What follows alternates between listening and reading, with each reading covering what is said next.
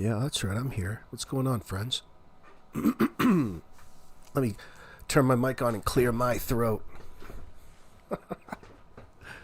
Oh, yeah. What's going on? What's going on? February 12th.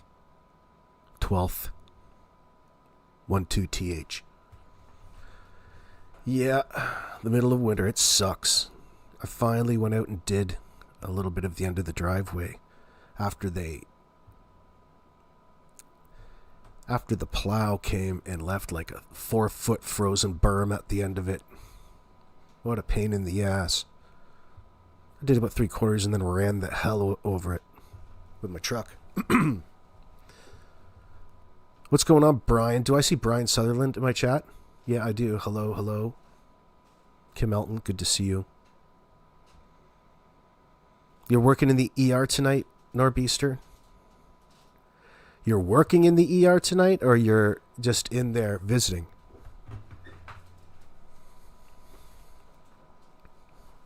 What are you, at triage?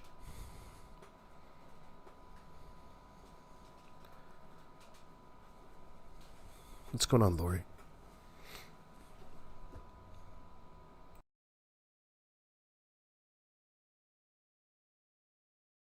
I was looking back through all of the, not all of the, but the paperwork from earlier. I hadn't read it for at least a month. I just can't get past how deceptive Malaya was in the phone call to detectives.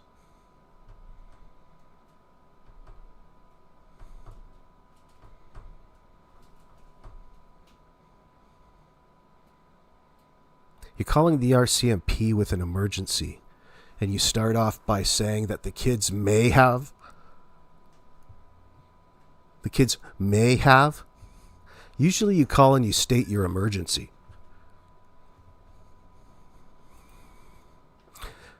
On May 2nd, 2025, Pictou County RCMP were dispatched to a report of a missing children in Lansdowne, Nova Scotia. The following, the summary of the dispatch info.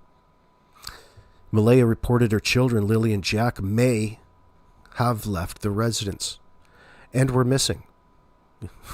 Really? So it sounds like they were really trying to get across the fact that these kids were missing at that point in time. She said they were both possibly autistic and were known to wander. And their boots are gone. She reported them missing at 10:01 a.m. The dispatch information reported police arrived at 10:27 a.m., according to the paperwork. We're off to a bad start already, Malaya. Got a real problem with how that was reported. What's the emergency? The kids are missing. How do you know the kids are missing? You don't know they may have?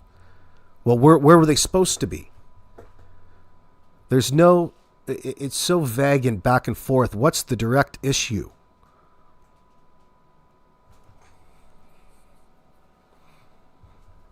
Take that for granted. We take for granted that we think that we know what the issue was. The point to that is it's not clear from the person on the other end of the line. She's painting a picture.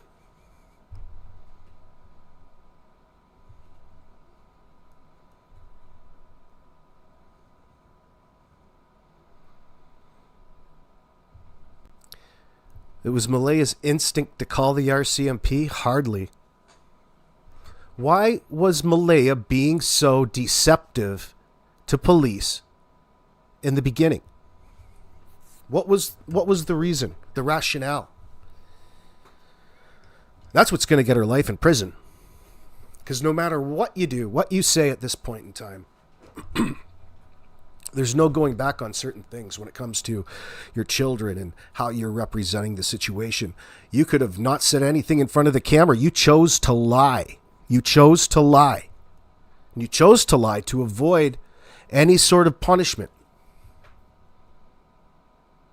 Because you were scared. That doesn't get you out of this.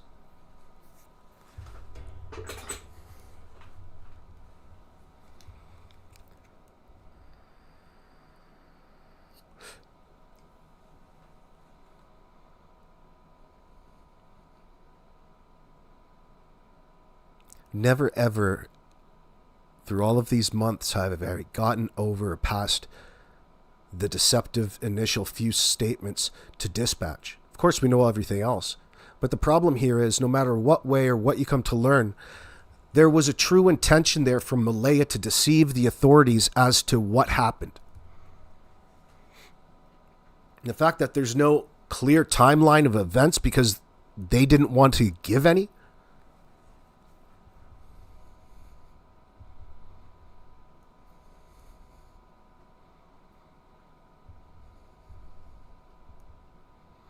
Yeah, Kelly, perhaps.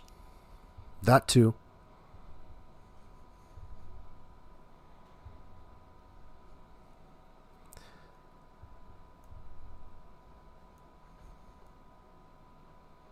Yeah, man, it's her way. Yeah, hold on, let me read that comment you just came up with. It's her way. She just thinks everybody's going to clean up after her like they have her entire life. Well, I don't doubt that there are some threats involved. It was just another day around there. It was just an extension of how that douchebag Daniel tried to control her. That's not the beginning, the end, the answer to all of this. That's just a small aspect of this toxic environment that she was a participant in. All of that time. It's amazing how so many things happened around the May the 1st. The end and the beginning of the month. Letter from CRA. Was that one of the triggers? There's this ongoing control issue over Malaya talking to her mom and Patty. But there has to be more. There's all kinds of things that we don't know yet about this relationship, and none of them are going to be fucking positive. Excuse my French. We're not skipping over the positive parts, the good parts of the relationship. There was none. This is a shit show.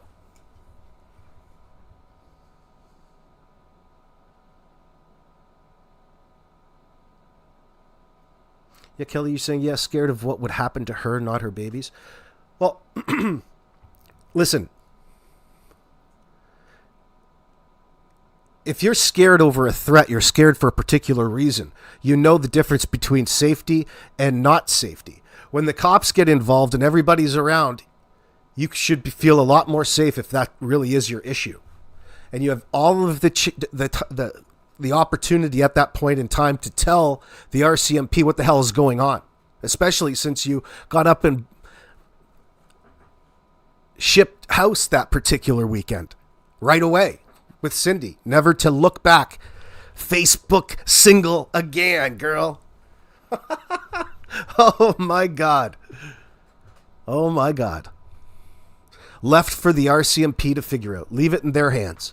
It's their responsibility now. That's what Cindy Murray wants to portray on the CBC when she just shows her hands in all of this. Huh. It's not looking very good. It's not looking very good. You don't even have to hold a negative opinion. Listen, look at how differently Belinda Gray treats the situation and how she's treated or looked upon in general. I'm not saying that you have to do everything like Belinda, but she is genuine and honest and approachable in that sense. Cindy, you didn't even touch reality in any of your statements. It's been torture every single day. What's been torture to you? Why can't the RCMP just figure things out? Why can't Cindy just open up and tell the RCMP all of the information that they need? Or Malaya, better yet.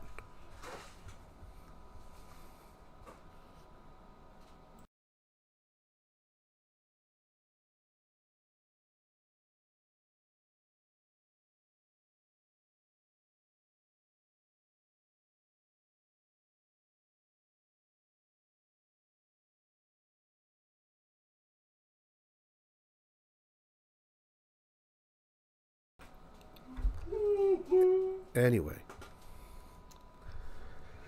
Helicopter Grandma, don't forget the 2 other people in the interview saying that MBM was losing weight, wah, wah, wah. What the fuck do I care? What the fuck do I care that she doesn't want to feed herself? A bunch of narcissistic, self-indulgent retards. 2 fucking chicken shit to take the bull by the horns and bring something to the table. Oh, how do you feel about things? Who the fuck cares?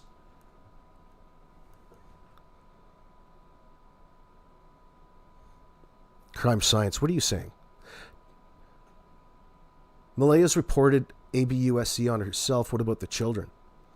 Well, listen, those charges that are coming up on Fuckface, Daniel, aren't because all of a sudden Malaya grew a set of balls. It's charges that the RCMP are bringing against him. The Crown are bringing against him with the information that they've gotten out of Malaya. There's all kinds, and it only gets worse from there. It's going to only get worse from there. It's not Malaya all of a sudden charge and she needs some sort of moral support. No, she's still shutting her mouth. She's not saying anything and she's cowering away.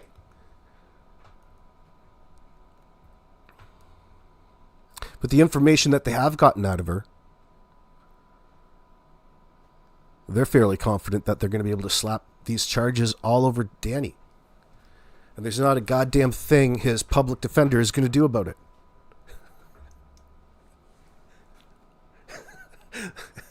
They got a team of legal defenders. The free ones, the public defender.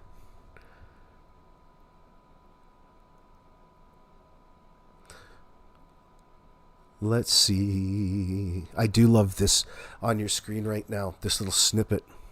I wonder what interview that was from. Wouldn't that be a great soundbite to find and get? Daniel was also upset that Malaya left. Well, if you wanted her to stay, why didn't you treat her a little better? You fucking idiot. I hardly think that he's all that upset about it. If you're upset about her leaving, if you don't want her to leave, why don't you stop beating her? Why don't you treat her with some respect? Problem is he can't, because he can't control himself when he's high like that. And him smashing up these vehicles, it's because the guy's up for days on end. He doesn't sleep regularly until he gets behind the vibrating wheels of any vehicle, and it lulls him to sleep while he's in traffic. We're that close.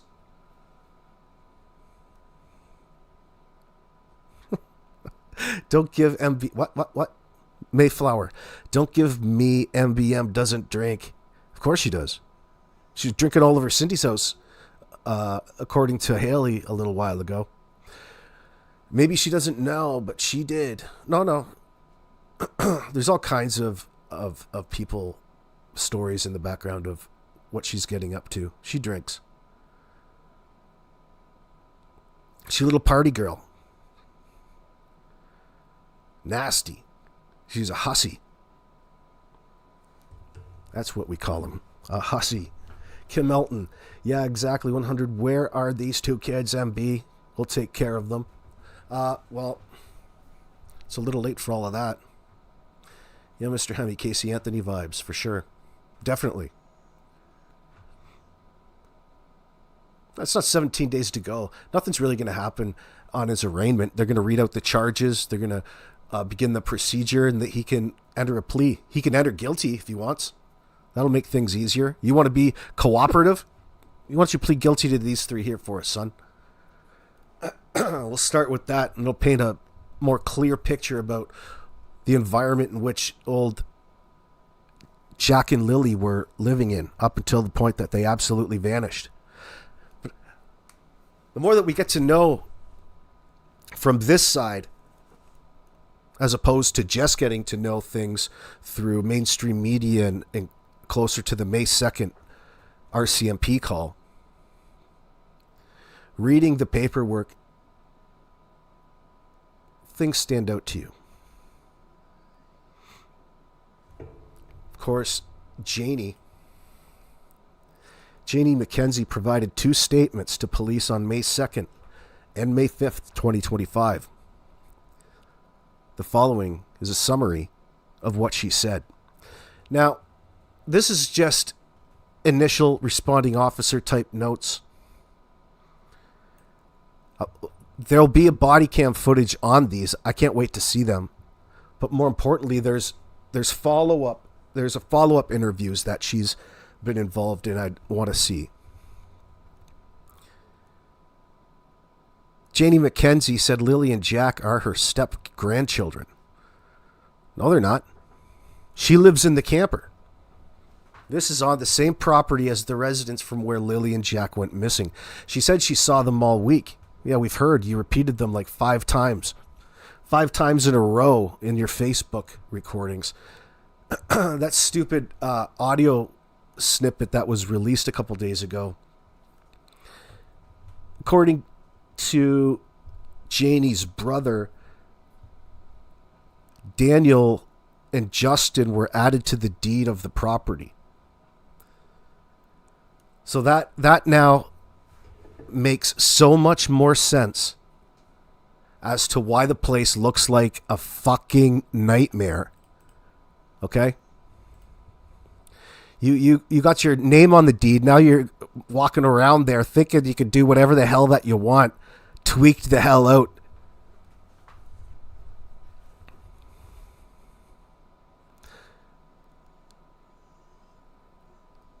He fucked up the stove. That's why it's out in the front lawn. You fucked up the stove and you just threw it on the front lawn. You fucked up the stove. You just threw it on the front lawn as opposed to just load it up and take it to the dumper, replace it, fix it. Like, how do you, one, fuck up a stove? How do you fuck up a stove? A 40 amp stove. Probably not that much in that little RV. Smaller, probably. And he fucked up this, apparently, this washing machine, which is, believe it or not, on the front lawn. How the hell? So it's like just insult to injury, but now he can do whatever he wants. He feels entitled because his mom has added his name to the deed, so she's regretting this. Okay, but at the same time, she's trying to figure out how the hell she's going to get by without having an emotional breakdown on the daily. That's when the RV has to come in. She can't get Daniel out. Well, you can. You can. You can go back and have his names removed, by the way, Janie. It's not be all and end all. When you add somebody's name to a deed, there's still a process you can go through to remove his name. It's like they just signed. He on the phone, simple minds, I guess. It's like he thinks he just, his name's on the deed. Now Janie thinks she has no power. And Daniel doesn't have to fucking, listen to anybody in that sense. And it's driving Janie nuts. He's wrecking up all these vehicles because he can't drive. But it doesn't matter. You know what's going on. It's an opportunity. This little leaked audio tape was probably from Janie to still add another way of throwing shade at Malaya from afar is what it all came down to. Because he wants to blame Malaya for everything. AKA, in this circumstance, stop any sort of speculation towards Daniel and Janie, because, of course, that's their greatest sensitivity at this point in time. They can't sleep at night because we're all sitting here in this live chat right now, shit-talking them. Isn't that perfect? Thanks for letting us know, by the way. Oh, shit.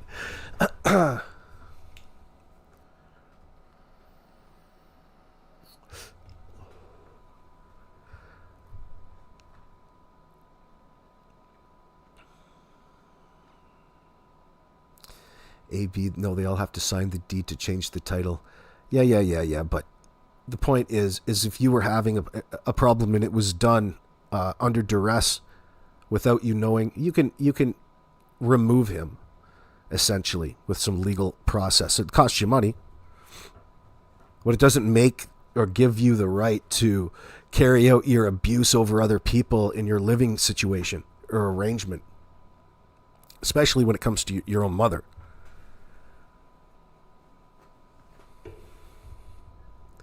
She gives him the vehicle. I don't feel bad for her if the douche wrecks it. Well, you'd think that would be a perfect time to have insurance on something. You could move your way up a little bit. You could work your way up, but sadly, I don't think that that's going on here.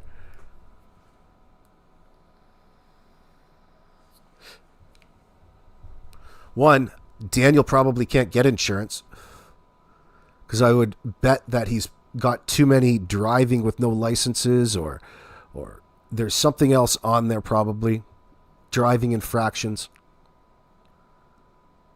I'm not sure. I don't have his driving background, his list. Now they're all bounded by a cover-up.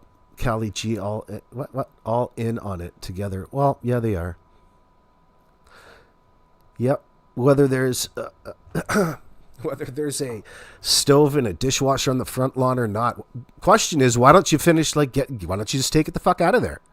Why don't you go take it down to the dump?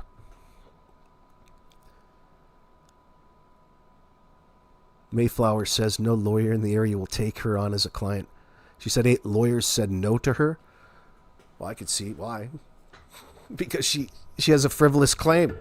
Anything she's calling a lawyer about, she doesn't quite have a concept on the law. I don't think she's very smart.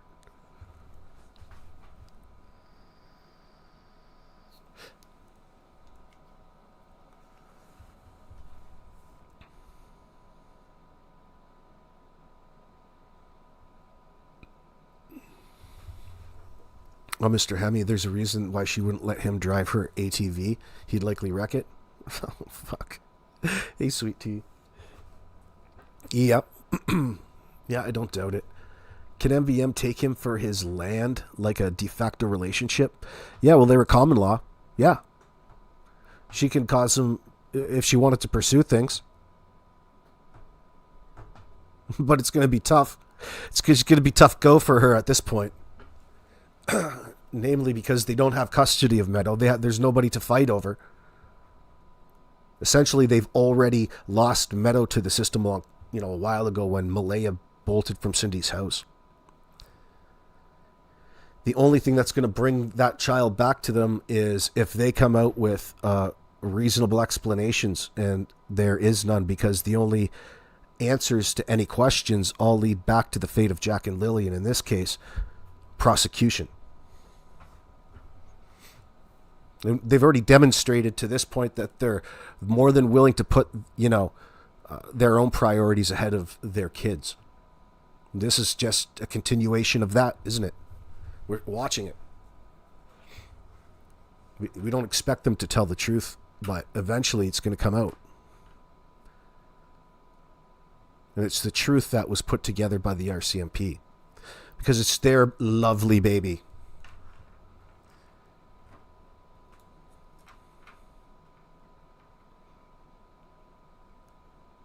Yeah, Miss K, it's same here. Roughly. They used to call it common law. They probably have a different name for it now.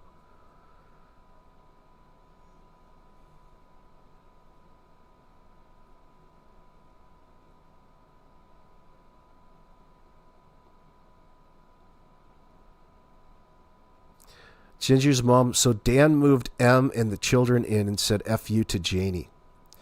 Well, yeah, looking back on it now. Yeah. Hey, Jen. But at the time, he probably wasn't presented like that. So he didn't move out with his title on the land, the farm. This is the farm, girl. You got a couple fucking chickens and some rats back there, and you call it a farm. Oh, shit. Danny Boy thought he would get custody of Meadow and move to town and live off the government. Yeah, that's what his uncle was saying in that phone call. I think that's more of a... I don't know what to think about that. Like, could you imagine getting in front of a family lawyer and saying that? You might get laughed out of the fucking courtroom, man. Oh, shit. This fucking guy. It was hard to tell if he was like making a joke because it was so stupid, or if he was actually being serious. Like, he is the dumbest SOB ever. Like, he really isn't there. Daniel. God knows about Janie's brother, but like, he's talking on the phone. He gets his information from one of the suspects in all of this, right? Which is Janie. Thanks, sweetheart. So it's tainted with Malaya malarkey, which, you have every reason to hold her accountable as well. But when it comes from that angle, it's just another piece of evidence in that sense to use against them in court. Because essentially there's 3 people there. To simplify it, there's 3 people on that property, potentially 4. And they're all contradicting each other's claims at this point in time, including the information that's written down here. Janie McKenzie said Lily and Jack are her step-grandchildren. Comes straight up, beginning with the lie here. She hates them. She lives in the camper. The RV, the camper. It's a camper. I guess it is. On the same property as the residence where Jack and Lily went missing. She said she saw them all week. Regarding Friday, she said the following. On Friday morning, she got up at 6 a.m. and had tea and cigarettes. Old Smokey there. Around 7 a.m., she went out and tended to her chickens and let her dog out. She went back inside and played a game on her phone. She got a call from her brother, Ron McKenzie, at 8:48 a.m., and they talked about going to town. After she was done talking to him, she went back to bed, yawn, and must have dozed off after scrolling on Facebook. Isn't that a bizarre way to start your morning? This isn't a typical morning for Janie already. Janie was up at 7 and she went out and tended to the chicken, talked to Ron, and went back to bed. And this after having stimulants, coffee, and cigarettes. She must have been exhausted. From what, I wonder?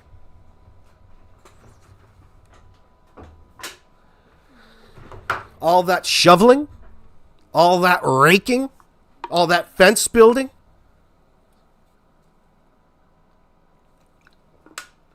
Maybe the muscles were a little tense. Hell of a workout. Now, what could have happened, I wonder, May 1st, that would have kicked the energy level out of old Janie there, who's tough as nails, living in the RV in the driveway like Oscar the Grouch. Whew. I get up, have my coffee, smoking some cigarettes, talking to my brother, Ron. Then she goes back to bed. After she was done talking to him, she went back to bed and must have dozed off after scrolling on Facebook. Yawn. She originally said she might have learned the children were gone around 8:48. Well, that's odd. You'd think that would be important. Before she talked to Ron, but later clarified the timeline in her second statement. So really what they're saying here is it's unclear. Which is fine. The fact that they're just writing it down as unclear, there's a contradiction. And we know Janie's contradictions aren't accidental. Well, I guess we could call them accidental because they're leakage. But nonetheless, her dog started barking and that woke her up. She heard Lily and Jack in the backyard playing on the swings and laughing. Then dozed off again. Then she woke up again when she heard Daniel yelling. So this whole sequence of events is just Amazing. So she's snoozing away on a Friday, having a lay-in. What a lazy bitch. You're fucking lazy, you old bat. Who the hell gets up, has coffee, smokes, and just turns to go back to bed? I don't believe it, honey. I don't believe this nonsense.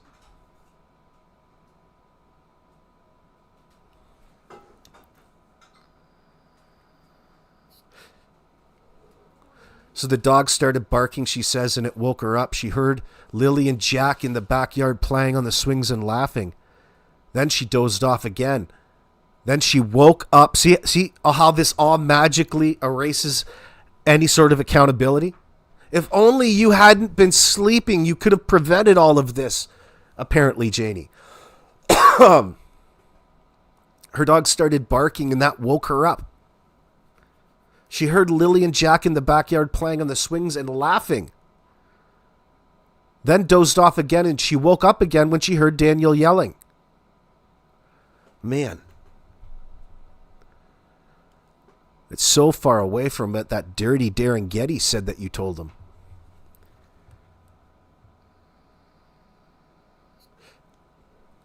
Now, Janie didn't think anything of it because Jack liked to look for bugs and gets into things when he's doing that. So she thought Daniel might have been yelling at Jack for that reason.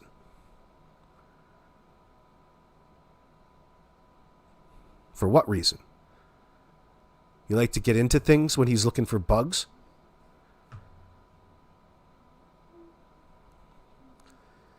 Too bad he didn't have any toys hanging around. Things that he liked to play with. Get him some plastic bugs. So she thought Daniel might have been yelling at Jack for that reason when she came outside after waking up again. Yet again, she saw Malaya standing at the rock pile holding Meadow. Malaya said Jack and Lily were missing for about 20 minutes and she had called 911. Well, that doesn't make any sense, especially compared to this 8:48. How about a little time along with this? Janie got her coats and boot and walked around looking for them. Daniel was searching for them. Her brother called again around 10:19 a.m. after all this had happened.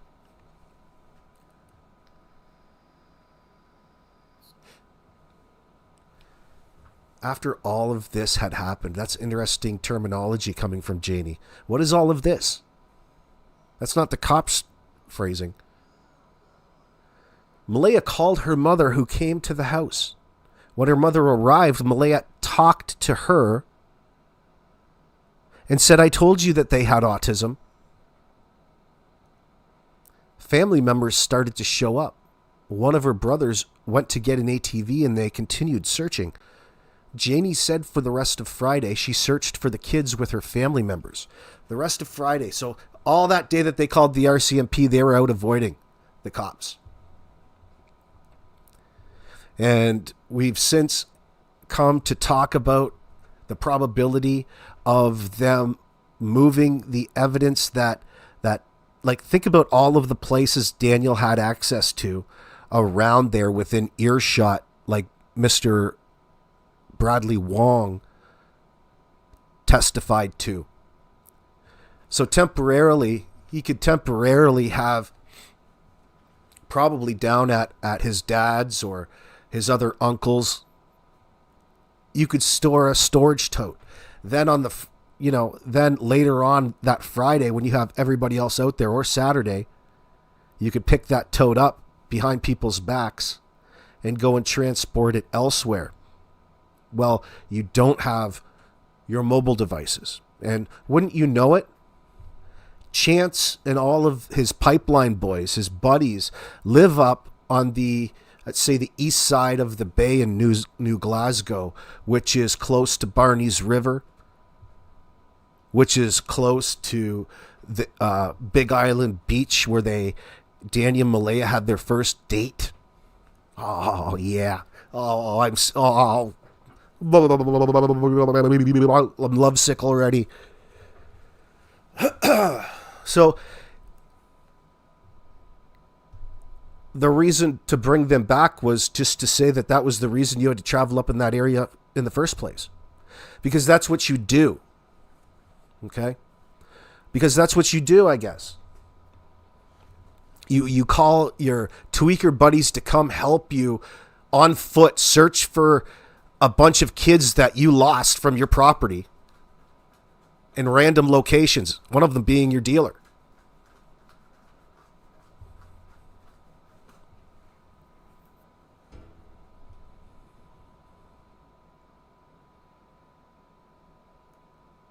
Yeah, NeuroVX. If MVM believed that they had autism, she should have been extra observant 24/7. Yeah, and set up some safeguards around the house. Doesn't matter. That's just her fucking lying.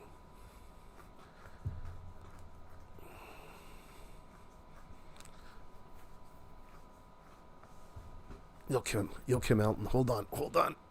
Ugh. Excuse me. When she came outside after waking up again, she saw Malaya standing at the rock pile holding Meadow. Malaya said Jack and Lily were missing for about 20 minutes and she called 911. So it's interesting right here at this point when in the story when she tells it, 911, so this must have been 10:03 right at that point, really. I just called 911. The kids have been missing for 20 minutes. Isn't that interesting? Isn't that interesting?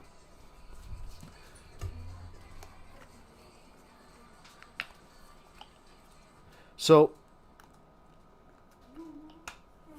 whoops, we know Malaya called at 10:01. So we can say there's no going back from this, guys. Like, there's no going back from these little slip-ups. This is what they're going to hold against them in the court of law.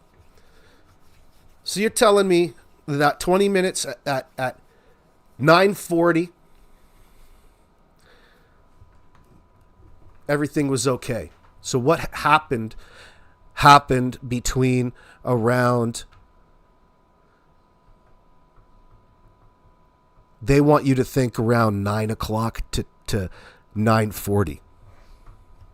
Somewhere in there. Good luck with that, assholes. Well, there should be, listen, we've got a better timeline in our heads from their story than they want to commit to. That's a problem already.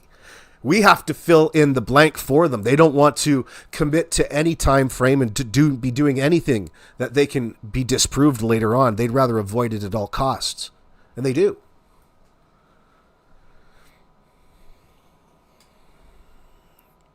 AB, why didn't JM say, well, I heard them playing outside? And did the dispatch not say that they were missing since 8 a.m.? Yeah, there's a discrepancy in there. No, Malaya told them that they could have... How does that go again? Let me look a look.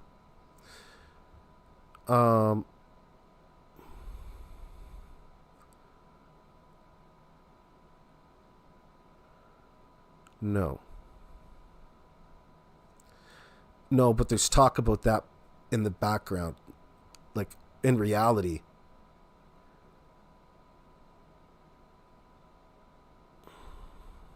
Where is that part?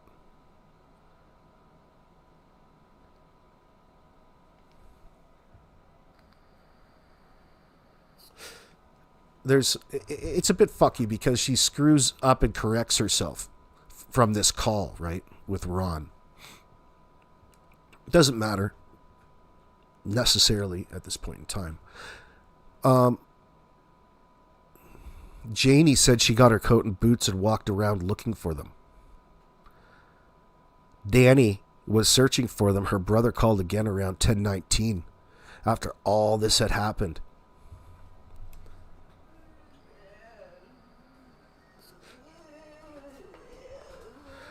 So Cindy shows up at the house and Malaya tells her that I told you that they had autism.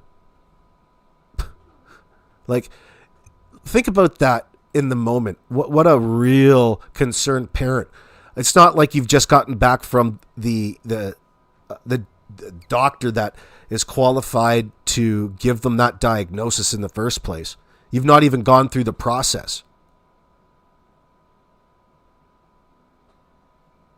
You don't explain it. You just explain it as possible autism, like it's a thing.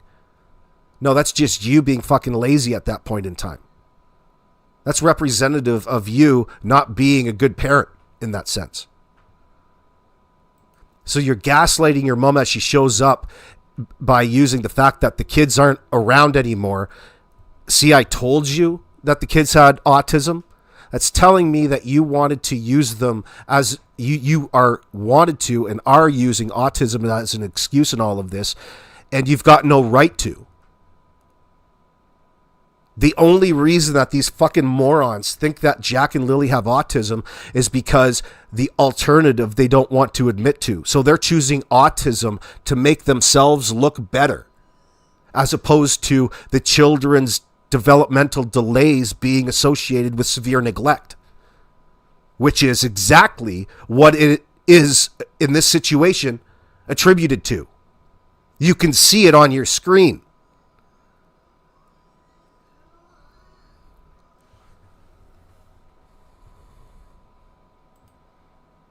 Fuck, that makes me mad.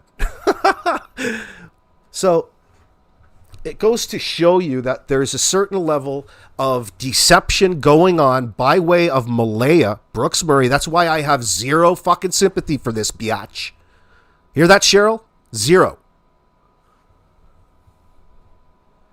Fuck you. Here you go again. Here you guys go again, blaming the kids for whatever is making you think that is making you look bad.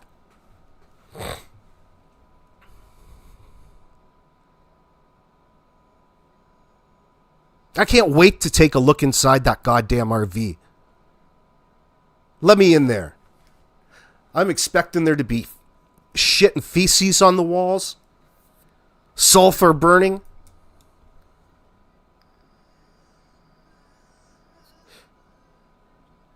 Yeah, Mr. Hemi, you think that she was overwhelmed trying to keep the story straight? It's not too difficult getting at each other's throats when you live in fucking hell. Take a look at your environment. Take a look at the environment you're living in. It's like living in squalor. It's choosing to live in a fucking garbage bag. It's like living in the cafeteria at a high school after a food fight and not cleaning up.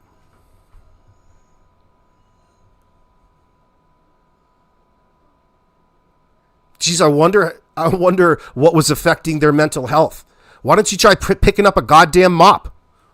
How about a little Windex and clean the fucking smoke off the windows in the front yard, you bitch? And that goes for both of you. Oh, don't worry. Here comes Children's Aid again. Yeah, we've got some appointments. We've got appointments to take these kids to. We're worried about our kids having autism due to their significant developmental delays at this point in time. Well, that's the next steps. You're going to have to go through the processes, which involves making an appointment with a specific specialist. And the waiting list for that is years long, unless you've got the money to pay. So if you've got $5,000 or $6,000 or $7,000, you might be able to get an appointment in the next few months to get a diagnosis. Should that be the case, you could spend $6,000 and $7,000 and have the doctor say that your child isn't autistic. And what's going to happen when they say that to you? You're going to insist on spending another $7,000?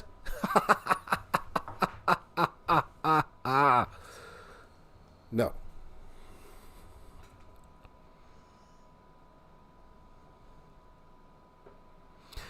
The point is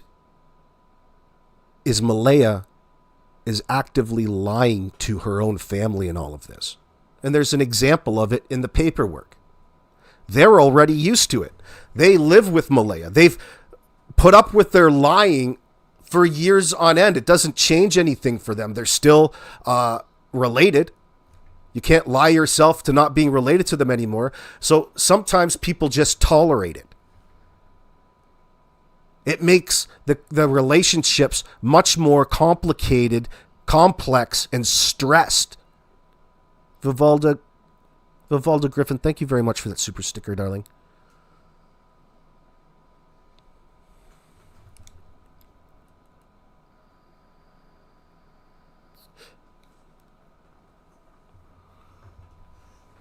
Fucking assholes. Now,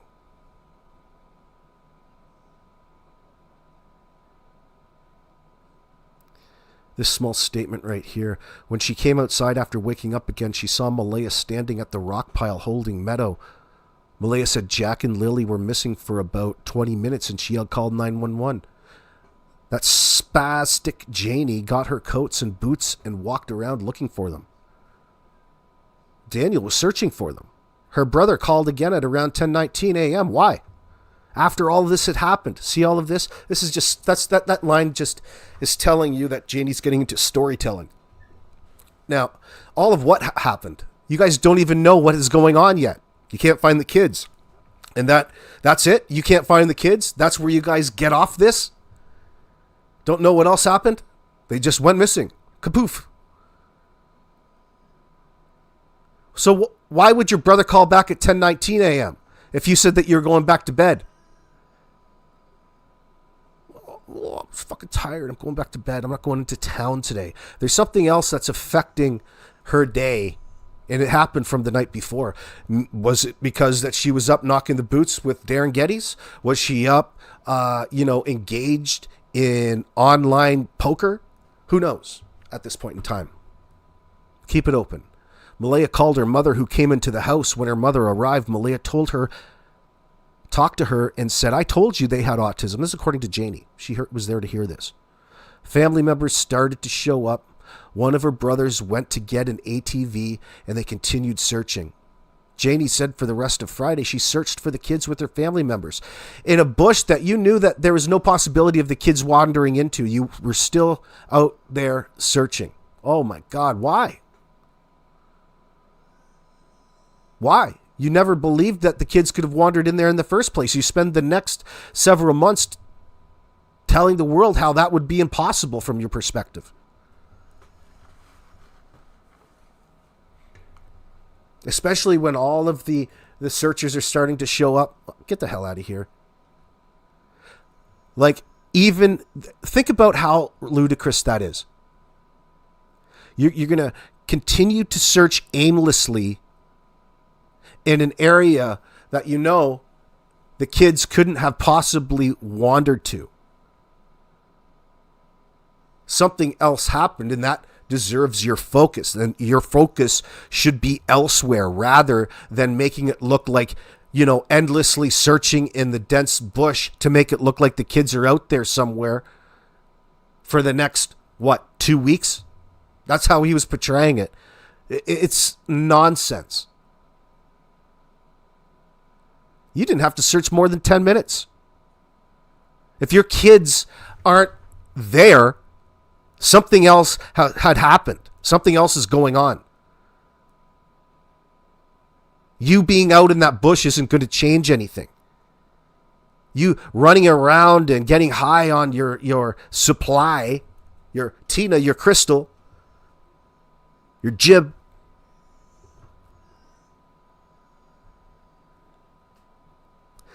You left Malaya back at the house and you let her deal with everything with this bullshit nonsense story that you put in their heads. But you're an active participant in all of this. Because you claim that you were looking after the kids last. You claim to be the last person to be interacting with the children the Thursday before, the day before, all those hours before, a kid who needs a new pull-up every few hours. He's 4 years old. He's going to be pissing in that thing all the time. And it'll fill up faster.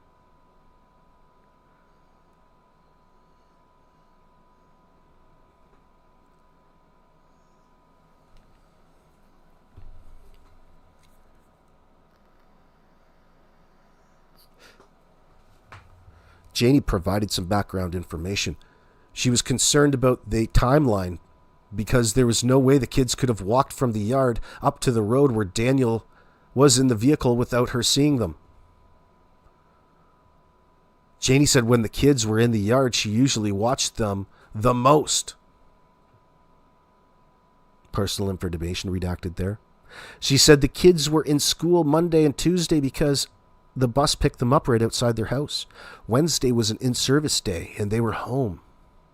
But they went to their grandmother's house to do laundry. Oh, speaking about laundry, there's another thing Janie or Janie's brother said that Janie was complaining about. The kids always going to school in dirty clothes that smelled like urine soaked clothes. That's just disgusting, dude. Well, think about it. Like, think about how contaminated your dirty clothes would get if you had a urine-soaked anything in there and you just let it ferment for like a month before you go and wash it again. It gets moldy, mildewy, funky, nasty. And because Daniel allegedly fucked up the washing machine, they can't do laundry out there anymore.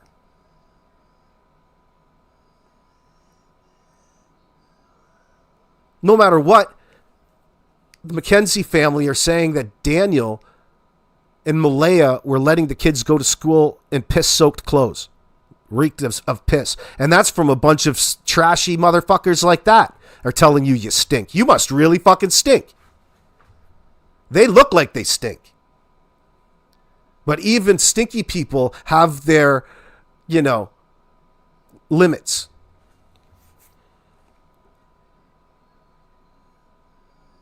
That was surprising to hear. And not that this guy speaks for the entire group of them, but it's still interesting nonetheless to hear how he treated and talked about the kid as it was an object. This thing that he hopes never gets back, meaning Meadow. He was hoping that they trafficked Meadow out to Montreal or somewhere down in the States and the thing never came back. So he's got resentment towards Meadow in that sense because of all of the drama brought to you through his eyes through Janie's perspective of things, which is interesting because he gets all of his information right from Janie. So it's like a parrot. It's a mirror.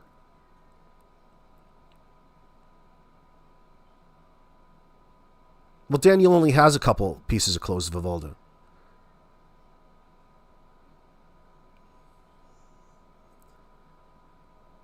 It's hard to fucking believe that, but that's what he's saying. I mean, that's going to be really, really sad to hear one of their teachers corroborate these stories. That's going to be heartbreaking.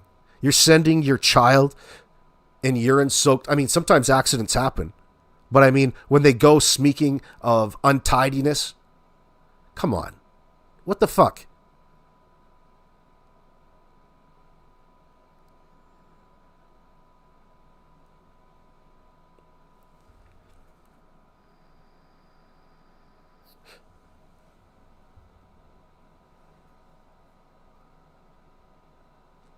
Well, it's part of it. It's not just direct cause of it, Siwoo, because it all comes back to the parent's substance abuse issues. They were too busy getting fucking lit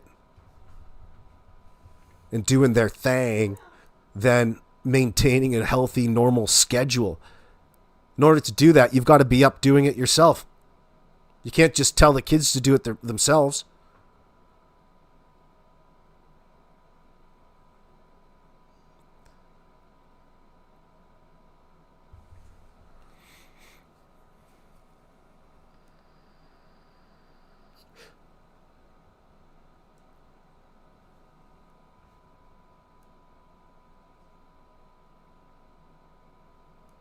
What the fuck are you talking about, Mayflower? I have no idea what you're talking about.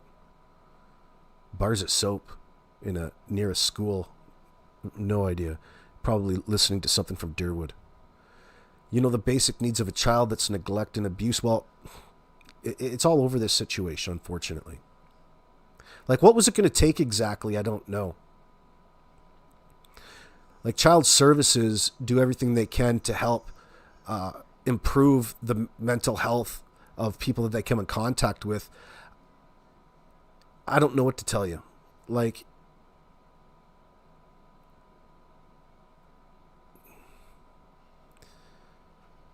we don't know all of the information from the visit in that sense, just roughly what it was about. And we know that Malaya and Daniel misrepresented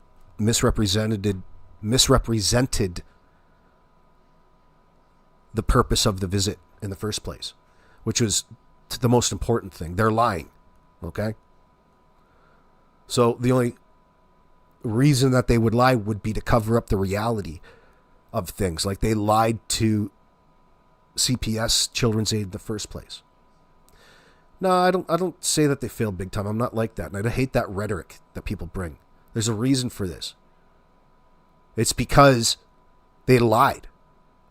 You know, it's Daniel and Malaya's fucking fault about what happened to the kids. It's not the government's responsibility to step in and monitor you at all times to make sure that you don't hurt your children. They get lied to nonstop. The parents failed these children, absolutely. And Malaya's just a simple, bold-faced fucking liar. She's been lying to people every step of the way, okay? She's been lying in order to maintain this fucking lifestyle that she's in, this hussy fucking lifestyle that she's in. She's man fucking crazy. She's boy crazy. All right? She's a nasty little fucking pig.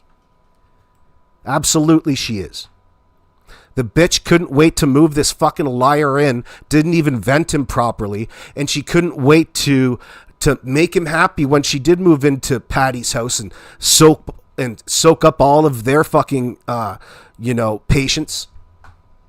All right? They've been treating Malaya's kids as second-class citizens, and Malaya's been doing it too because she has resentment towards Cody from that particular relationship. I don't have to ask what it's about. You know it's there. She wouldn't have gone through that process if it wasn't. But what that did was devalue her own children in her very own eyes. Those are Cody's children. Every time she looks at Jack and Lily, she sees Cody in them. She's a constant reminder.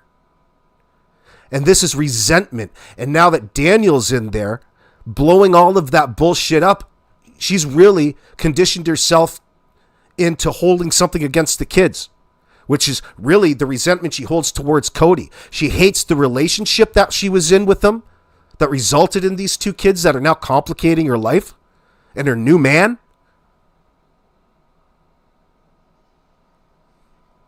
Fuck.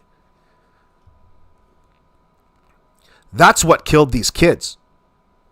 She fucking sat through all of that so-called abuse, physical and intimate partner violence with Daniel, only to garner it for sympathy over phone calls from Cindy and Patty in order to get money out of them. Okay? So God knows where it began and where it stopped because they're both abusers. And that's what fucking killed the kids.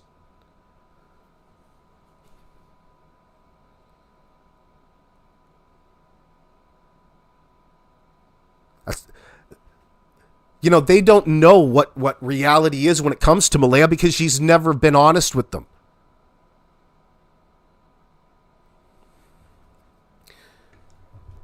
How long are you going to... If you're in such an abusive relationship, why did it take you all of that time to get the hell out of it? And don't bring me Stockholm Syndrome. Don't bring me, you were magically brainwashed into thinking all of a sudden the New York Yankees are better than the Blue Jays. You know? Shut the hell up. If you're cognizant enough to realize it to communicate to Cindy and Patty over the phone, then you have every reason to get the hell out of there, but you didn't want to. You turned that offer down right up until the last moment in December, and there's obviously got to be more times than that.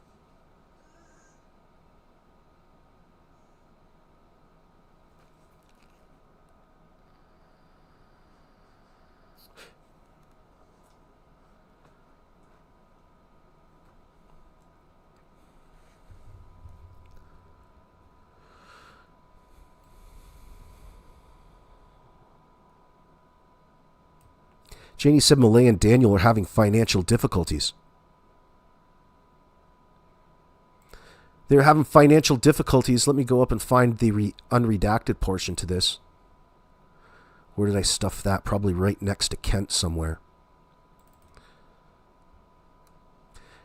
Janie and Malaya are having financial difficulties. Janie said she is of the opinion that Malaya's side of the family had something to do with it because they did not take part in the search and were not letting them see the baby. Early indicators.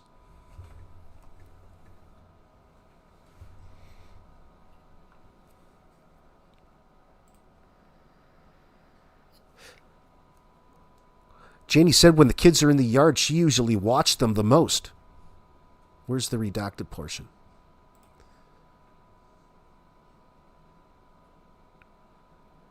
I'm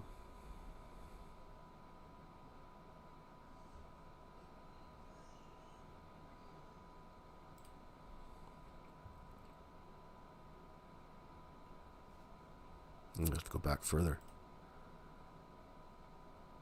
She said they moved into the trailer on Daniel's mother's property after Daniel had a falling out with her grandmother around August 2023.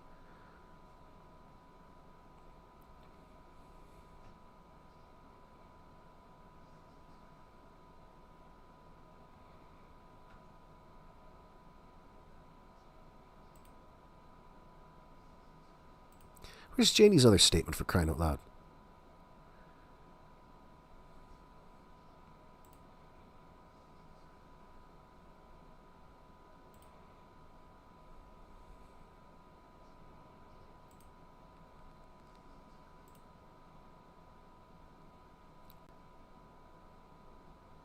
Maybe that's it. Maybe that is it. All right.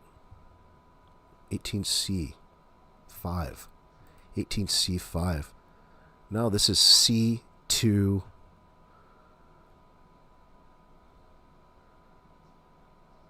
Anyway, I'll have to skip over that for now. Maybe it's still redacted. She said the kids were in school on Monday. We already read that, mother effer. Oh, yeah, it was this one. C5, yeah. We already read it. Janie said Jack would not go for a walk on his own. She said Jack, and Lily and Daniel went for walks in the woods all of the time, and they had to carry Jack sometimes because he got tired and would just sit in one place. Remember the grunting? Janie said she does not believe the kids are in the woods. That's right from the get-go.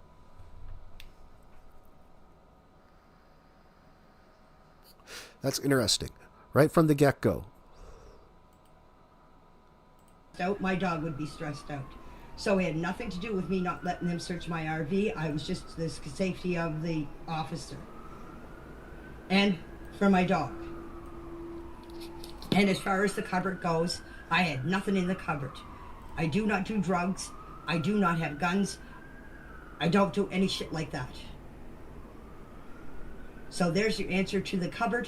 There's your answer to the RCMP not searching my trailer. They have searched my trailer 3 times.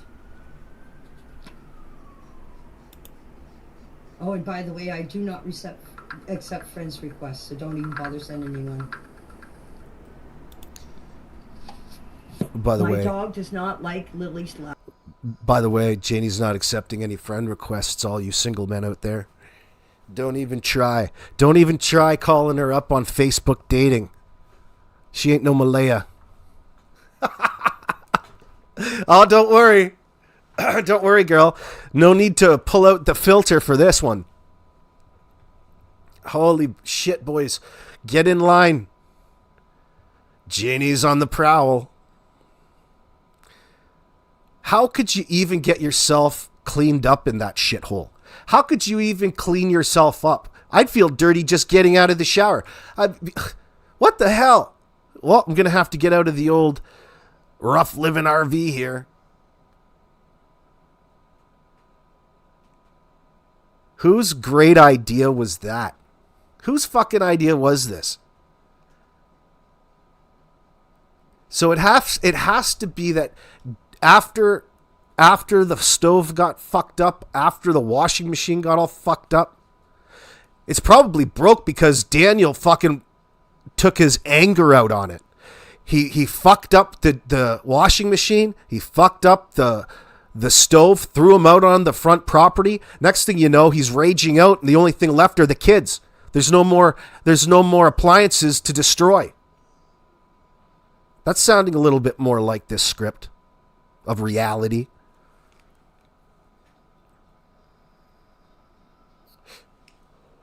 Old Janie and Danny are arguing over it. She doesn't feel that she can win, so she's got to get the hell out because it's going to lead to further escalation of the fighting that was going on inside the home.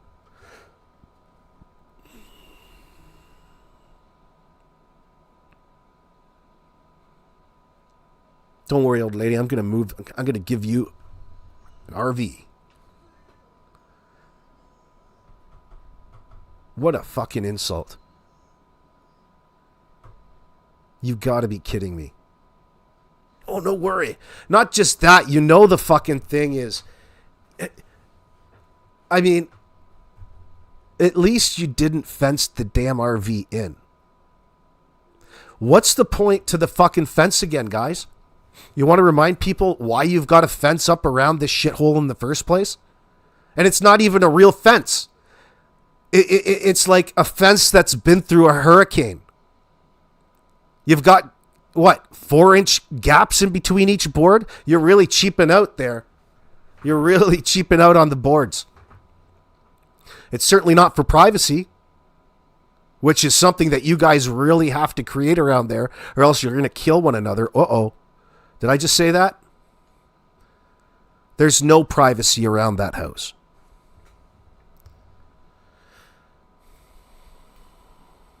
Loud scream, just like any dog would not like Lily's loud scream. I can't stand Lily's loud scream. If you watched her birthday party, the way she screamed, could you stand Lily's scream all the time? My dog reacts. My dog tells me when there's people in the yard. My dog tells me. This is very generous. Thank you, Snarky Pants, for the super sticker. My dog is really sensitive because he's so used to being all alone here for the last for whenever the kids showed up here 2 years ago. My dog has been used to quietness. When Jack and Lily moved in here, my dog got more sensitive to sounds because of the kids yelling, screaming. So yes, my dog is... Stop.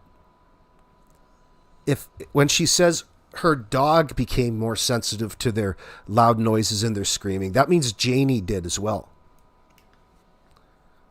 Now, she could be vicariously living through her dog, but when she's saying that, it really means that she considers her, like, she is sensitive about her screaming.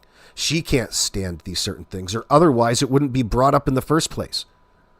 Does anybody really give a fine fiddler's you-know-what about what your dog likes and doesn't like? No, not one. Especially in relation to missing children.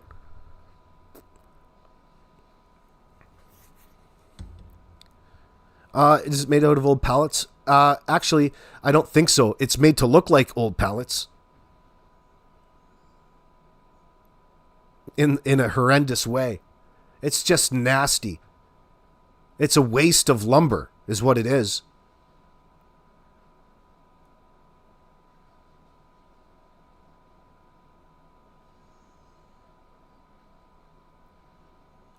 Helicopter Grandma says, there you go, the look on Daniel's face at the birthday party.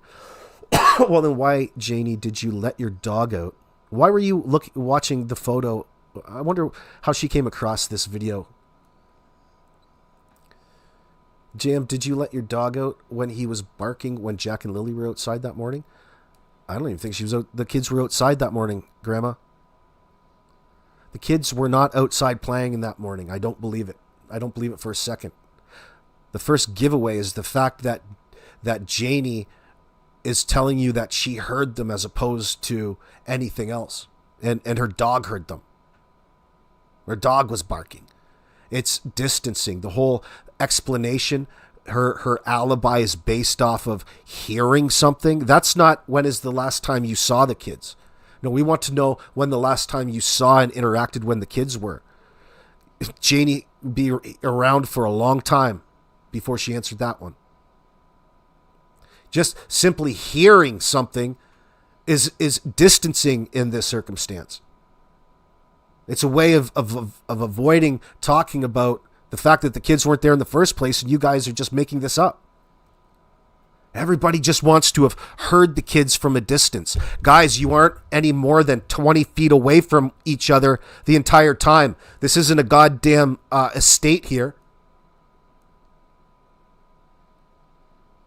It's a very small, compact area with paper-thin walls, and you can hear everything and see everything.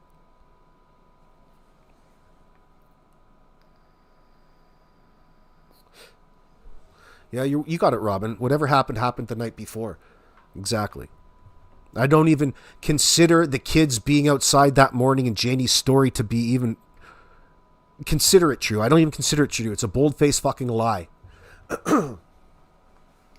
Or else we'd have a time frame of the scenario leading right up to that moment. What was everybody doing? You want us to believe that you were up calling. Somebody was up at 6-something a.m. to call the kids in sick. You guys didn't sleep one wink the night before.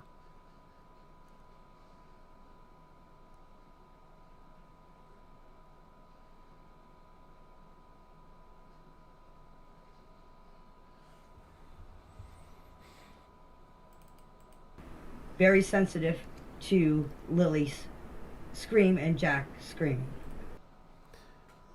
Janie would be tired and exhausted from doing something like raking over tire tracks and any sort of evidence that would suggest all of the traffic that was coming in and out of there, with all of the traffic coming and going after midnight. So Janie would have been out there, really early on May the 2nd, like midnight, 1, 2 a.m.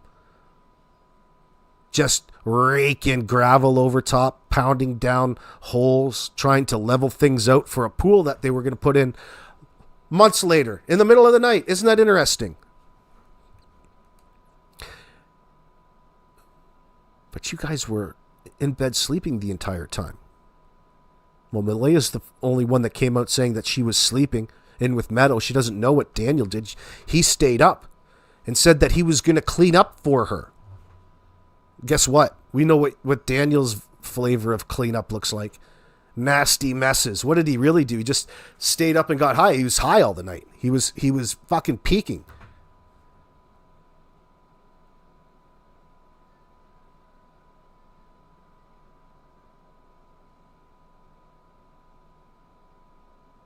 The padlock on the door with the open windows beside it screams math logic. Maybe you think he took them off the night before? Off the property? Yeah. Oh, yeah. Whatever happened, they did it right away.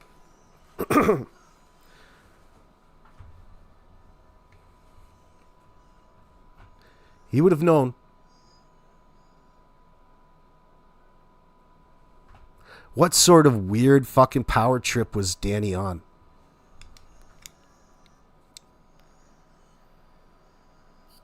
Janie's brother, Truthfinder. What sort of weird fucking power trip is Daniel on? This is my castle now. My name's on the deed. Can do what I want around here. I got my mama in the driveway. living in the RV. It's like a fucking rap song. You're the real boss of this castle now. Gangster rap. She's fine. She's loving it in there. She couldn't be happier. Quite the opposite. She's fucking destroyed everything that Janie once treasured. Can you fucking believe it? No wonder Janie's so goddamn angry. She's just so thick with denial because she's afraid. She's into this like life sentence level.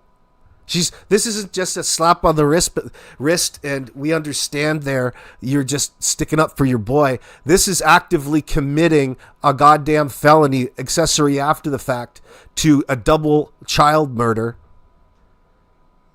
You're getting at least 2 life sentences for that. No ifs, ands, or buts, Janie. You're into this balls deep, honey. That's the reason she's lying. Their hatred for Malaya both is the same. Janie and Daniel. They have a disdain towards her. She's a piece of property. She's a part of the picture. She's the the low man on the totem pole around there. Shit flows downhill.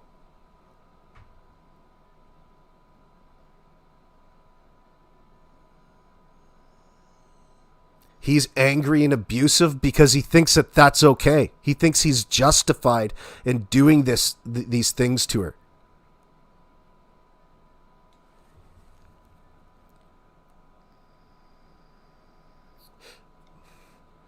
Oh, JM221, that as well, absolutely.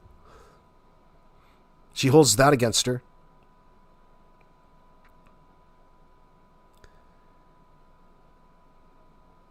They do not give one shit about Jack and Lily, not one. They are the most negative people. They make me sick. 2 children missing, you stupid Fs. Missing. Think about what it is that they just did to them. Okay? They don't give a shit about the fact that you think that they're missing. They're busy trying to cover their tracks in a double homicide. Gives a fuck about you thinking they're missing. You're really, you're just believing in the hype, Helicopter Grandma. You're believing that there's missing children. We need to find them. Meanwhile, everybody already knows that they're fucking murdered and they're trying to cover their tracks. It's 2 completely different things.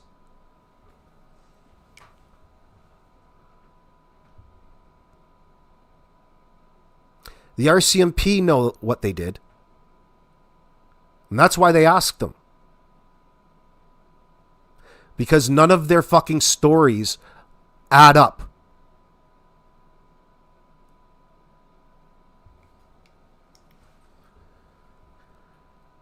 Full of sensitivities. Or talking. Okay, to save everybody trouble, here is what happened at the end of my driveway. The altercation. My brother, me and Justin were out on the 4-wheeler. We were up at the pipeline. We were coming out at the road called the Madison Road. Malaya called me. Here's another reason that stud Justin isn't around anymore. She called. Or isn't around or talking. Because anything that he says is going to add complications to things. If Justin was staying there or he was there on May 1st, May 2nd, absolutely he's an accessory to this as well. There's no fucking way that you could have been on that property and not known what went on. What happened. Impossible. You might hope that you don't know or didn't see something, but there's no possible way that the law is going to agree with you. This is just a glorified campsite. It's impossible not to know what's going on in your environment. It's like sitting in the car in that RV. In the trailer, it's just the same.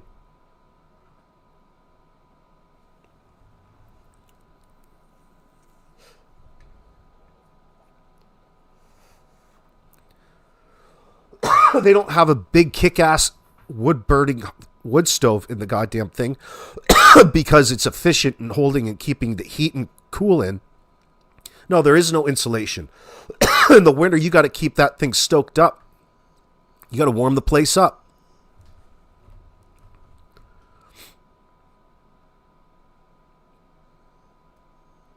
Oh, yeah, helicopter. I'm not yelling at you, helicopter grandma. I was just dovetailing. I'm not... I knew where you're going with that. I'm not throwing it back in your face. Excuse me.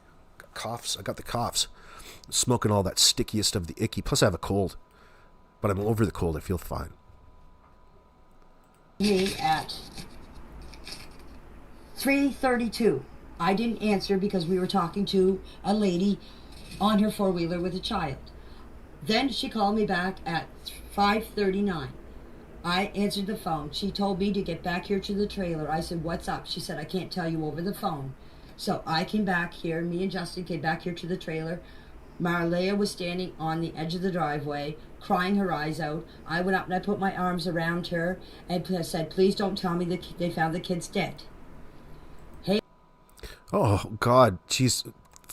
You should be working for Hallmark. You should be writing fucking romantic, apology cards and Christmas cards and maybe birthday cards there, Janie.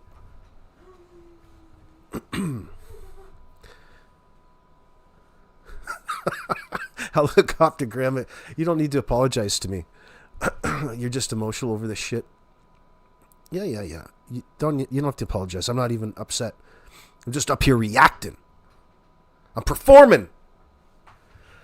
NeuroVX AB, I read one news report that the brother was there that night. I wish I knew. It was important to remember his name. Yeah, his name's Justin. But I thought it was another brother at the time. No, there's no other brothers. But just because he's not talking doesn't make him the magic missing link to anything. Everything that you need is right in front of your face. Anybody else want to join? Well, they can pull them in under questioning. We don't have to magically associate all of these other things that Durwood and Janie want to suggest. It's nonsense. We have no reason to look anywhere else other than Daniel and Janie in Malaya. And it stems back from the garbage bullshit report that they gave in their initial report to police on May 2nd. That 10:01 call.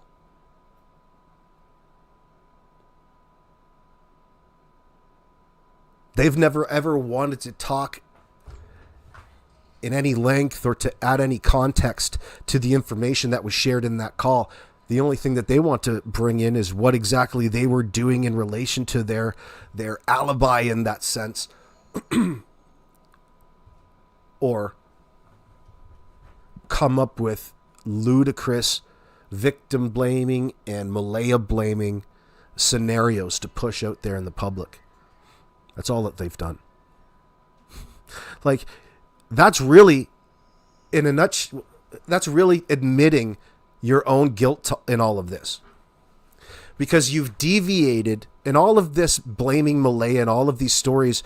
These people have admitted to the world that something other than what they told police had happened. And they were not telling the entire story or any of the story. And they're refusing to fill in any of the timeline. They're being uncooperative. Well, telling everybody they're just so cooperative because being cooperative somehow means that because you gave them all of your phone and your banking information, that somehow you need a pat on the back for routine procedure. Fucking crazy. You're so crazy.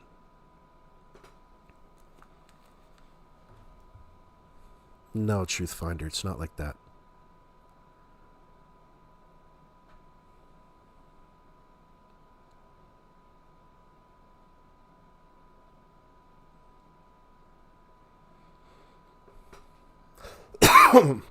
Yeah, I think you think Justin knows what happened? Good possibility. If he was there, for sure he does. He's definitely in that circle of the number of people in the loop for being questioned by police. See, to police, it would be really interesting. It would really stand out to an officer exactly what old Danny was out here publicly talking about and how contrary it is to what they told police. That's going to be a real problem for him.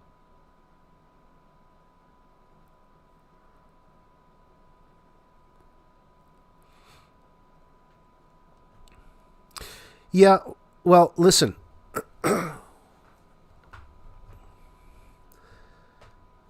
I'm open to where exactly, and it's not important, the incident happened. Of course, I'm eagerly wanting to know what it is that Danny did to them, or what Jack and Lily were doing to deserve such rough treatment. Like, what was it, or was Malaya responsible for Daniel's, blow up and losing his temper and taking his rage out on the kids, like he takes his rage out on the washing machine, like he took his rage out on the stove, the front door, everything around there. When Danny doesn't get his way, he throws a temper tantrum. Especially if you violate any of his rules in his relationship. Just who do you think you're talking to on that SMS text messaging service you've got there, girl? I want you to come over here and I want you to block 5 of your friends on my phone. Oh, we do that because we love each other. Some people get promise rings. So the government was handing out fines for hiking because it was too much of a fire risk, but letting people have setups like this.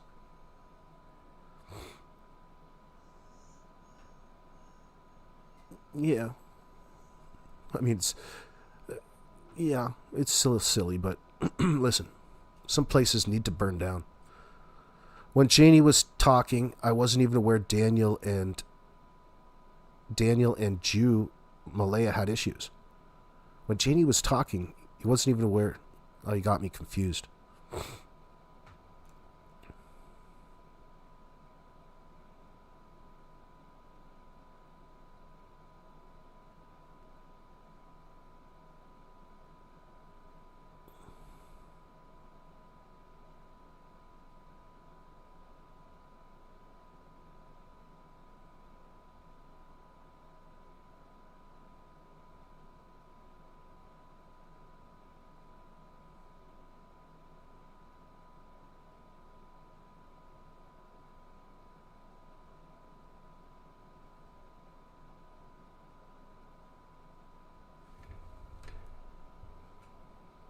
You're shocked they weren't arrested on day one?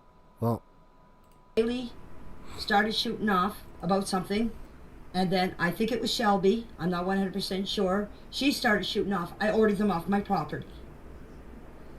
The police or the RCMP came and asked me what was going on, if there was a fight. I said there was no fight, I just ordered them off my property. He took me aside, he has it all video cammed, he took me aside and asked me what happened. I said, Malaya, exactly the same thing. Malaya called me. I came back here to the trailer. I thought the kids were dead. Second time she's mentioned how the kids are dead. So at this point in time, she's pretending to be upset that she says that Malaya's family and friends, whoever were there, weren't searching in that sense. And that somehow that equates them to being responsible for all of whatever it is that she doesn't want to admit to. She doesn't want to commit to saying what she thinks happened to Jack and Lily. You would have no problem saying that should you be in a legitimate situation, by the way. You would have no qualms over telling the world on the mountaintop over what happened, or you think what's going on at that moment because you're in an emergency situation. These people don't treat it like an emergency. They're putting on this play.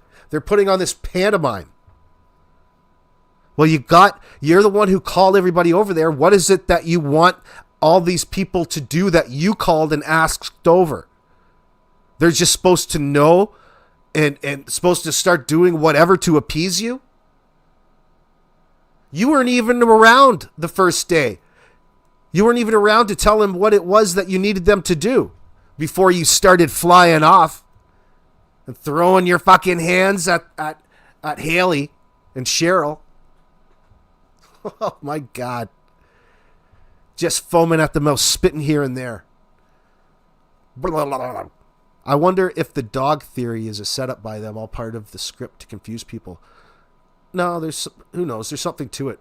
This is something that's going to be very easily. It's not something that they're going to be able to hide. If the dog that was there on May 1st is different than the Fluffy that we saw on the CBC, it's going to be on the body cam. They're going to be able to see it. You're going to be able to hear it. You're going to be able to experience what it is that they're describing.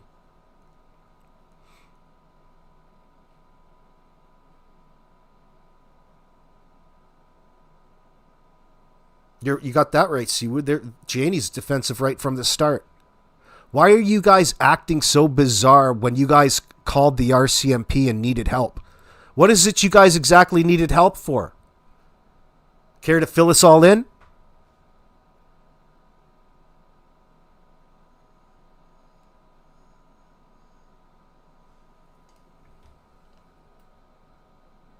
Then Haley and this other girl, I think it was Shelby, I can't be 100% right, started shooting off. I told him to get off my property. He asked me what the altercation was about. I said I didn't know. I didn't listen to them. I wasn't fighting with anybody. I told him that the most important thing was to find Lily and Jack. He agreed with me. I did not order Malaya off the property. She was more than welcome to stay here. Her grandmother was even here, and her grandmother was going to stay the night. It's interesting that she brings that up because look at how she just treated people who were there to support Malaya.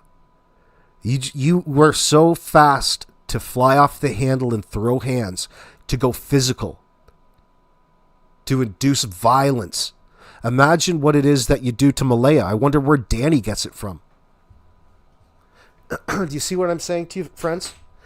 Old Danny thinks it's okay to put hands on other people. Women. Because Janie seems to be of that ilk. Does that mean you're tough? Does that mean you're just alpha around there?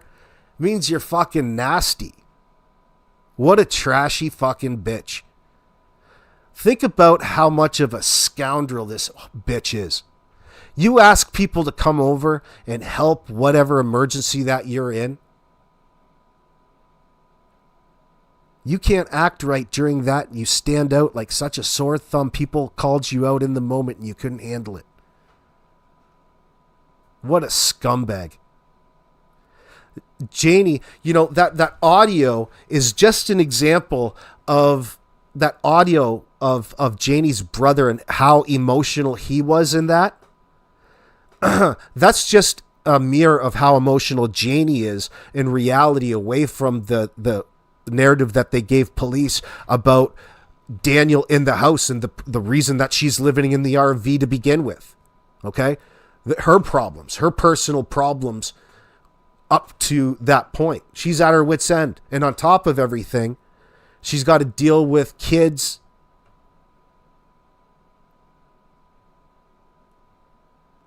Malaya. Lazy ass. That drives you nuts. You ever see somebody like just be lazy all the fucking time? That drives you nuts. Some days it's fun to do. But in, you know, this case, they're lazy because they're always getting over something. They're always hungover.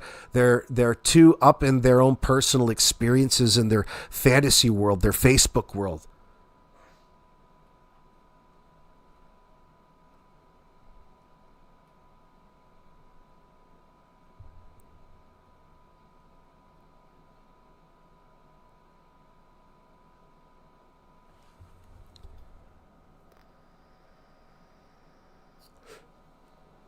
And I said, that is fine. I said, Cindy's more than welcome to stay here. So I did not order Malaya. So now she starts delegating who's allowed to stay and who's allowed to go.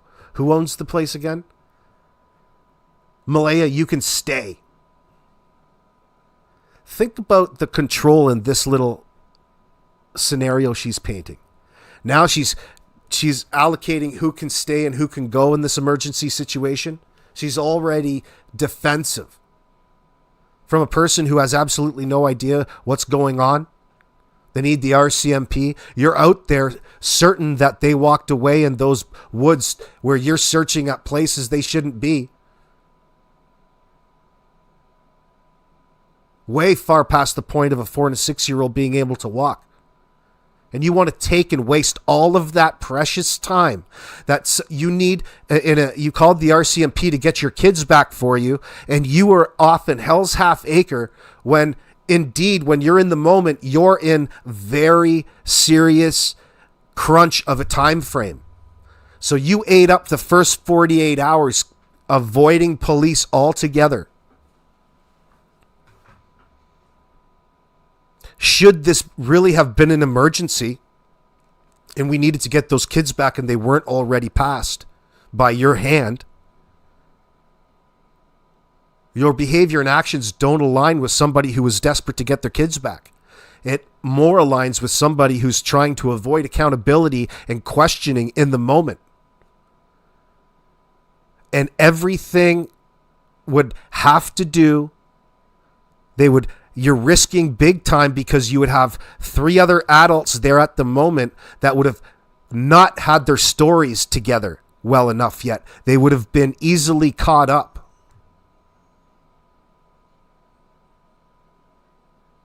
You know, all of the information that you still don't want to give because there's nothing worth remembering, Daniel.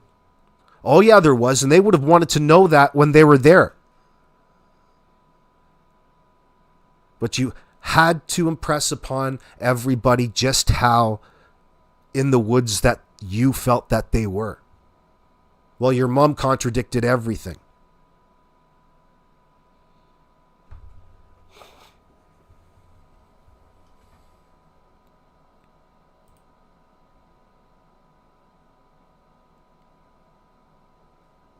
Malaya provided 4 statements to police. 2 statements were provided on May the 2nd, 2025, and 1 on May the 3rd, 1 on May the 4th.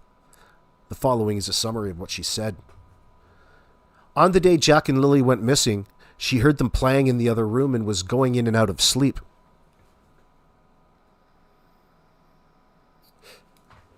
So already, we're on to this bitch's game. She's already misleading you in the first statement.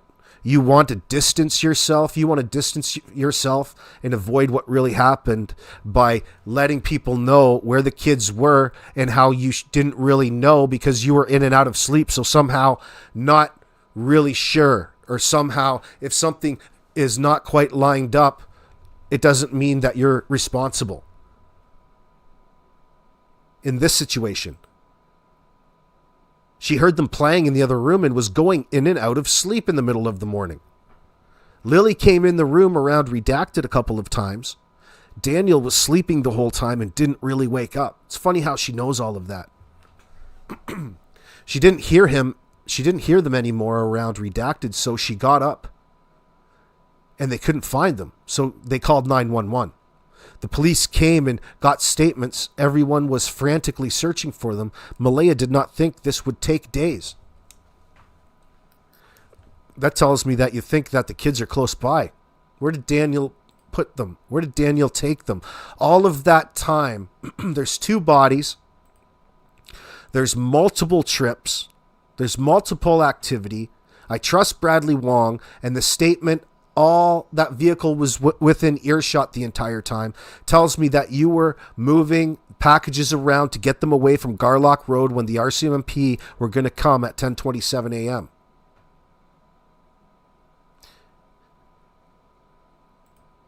And I'm sure that you went back and you moved that evidence sometime after the search began.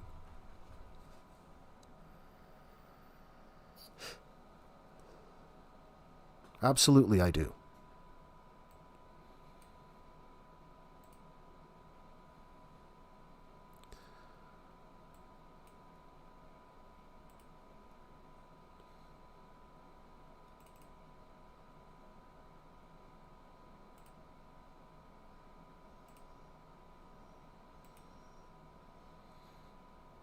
Malaya discussed what happened earlier in the week. She said the kids went to school on Monday and Tuesday, but Wednesday was a professional development day, so they were off. She kept them home on Thursday and Friday. Malaya said she doesn't remember what they did on Wednesday specifically. She gave a detailed description of what happened on Thursday.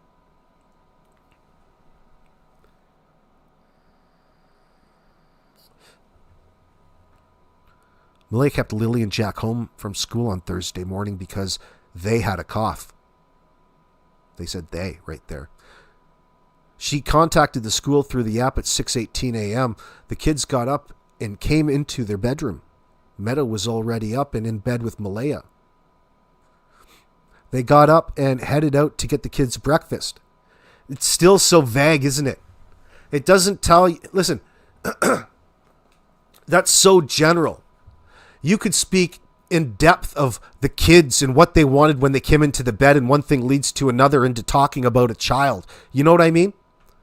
But this is just so simple, and it's like you're pretending. If you had to write it in a short story, now Lily walked into the room and nothing else. There's no rationale or reason to why she was coming in and out of the room. Usually kids are fucking hungry. That would have been mentioned. And therefore, we've got food and this and that and everything else. That's why I don't believe their account. The kids were there that morning. Something had already happened to them. Because they do so much to distance themselves from adding any context to any time that they mention experiencing the kids come in and out of the room in the morning. As if that was some sort of replacement for seeing them interacting with them.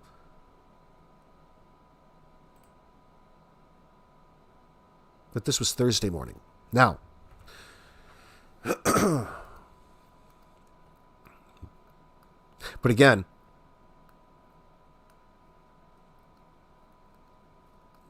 she could just be speaking from experiential memory and avoiding things that were actually going on that day. Nonetheless, so she says they got up and headed out to get the kids breakfast. When they say headed out, they actually left Garlock Road to go get breakfast for the kids. That tells me that you have absolutely no food in the house. Like, who the fuck goes to all of that effort to leave their house when you could just go in the fridge and get like a pineapple or some fruit or anything like that?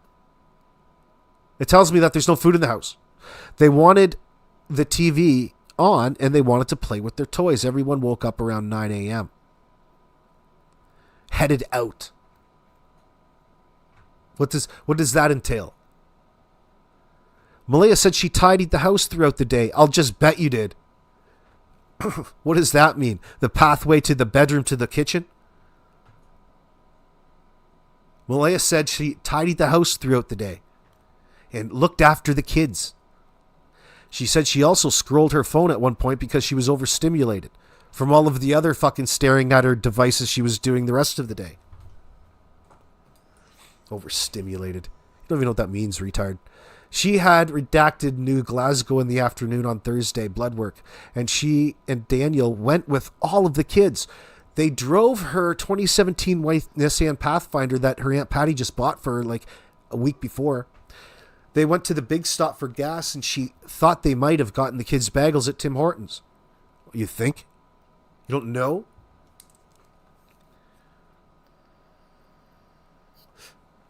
It's just getting so tough for her.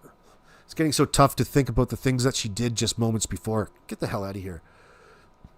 In the evening, she was going to do some cleaning, but she was too tired from doing nothing all fucking day. The kids were watching TV. She put Lily and Jack to bed first, then Meadow, then went to bed herself. Malaya said they were late getting to bed that night and went around 9 p.m. None of them, they all have different times for that. They were late getting to bed that night and went around 9 p.m. They usually go at around 7 p.m. Well, what was different? What was different?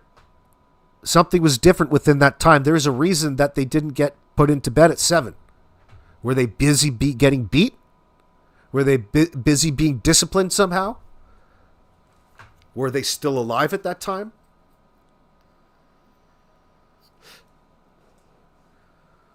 Lily was wearing a pink sweater and pink pajamas with white shapes and a Barbie top with pink socks.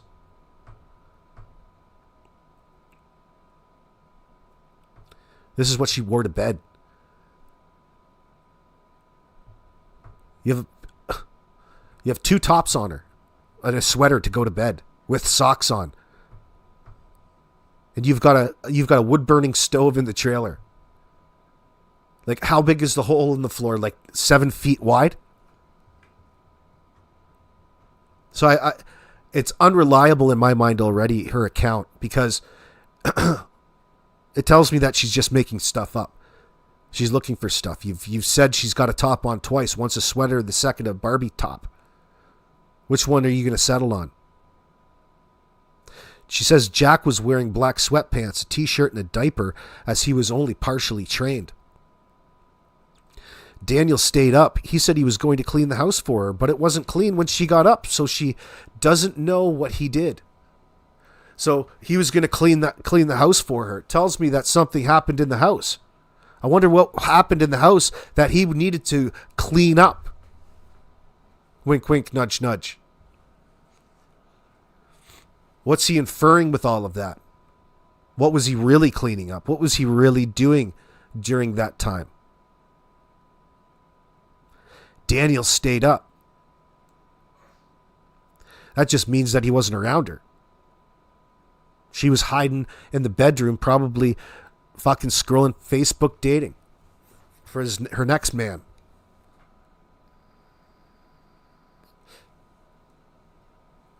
Normally, he did little projects around the house at night and fixed things. He fixed things? Well, how the fuck...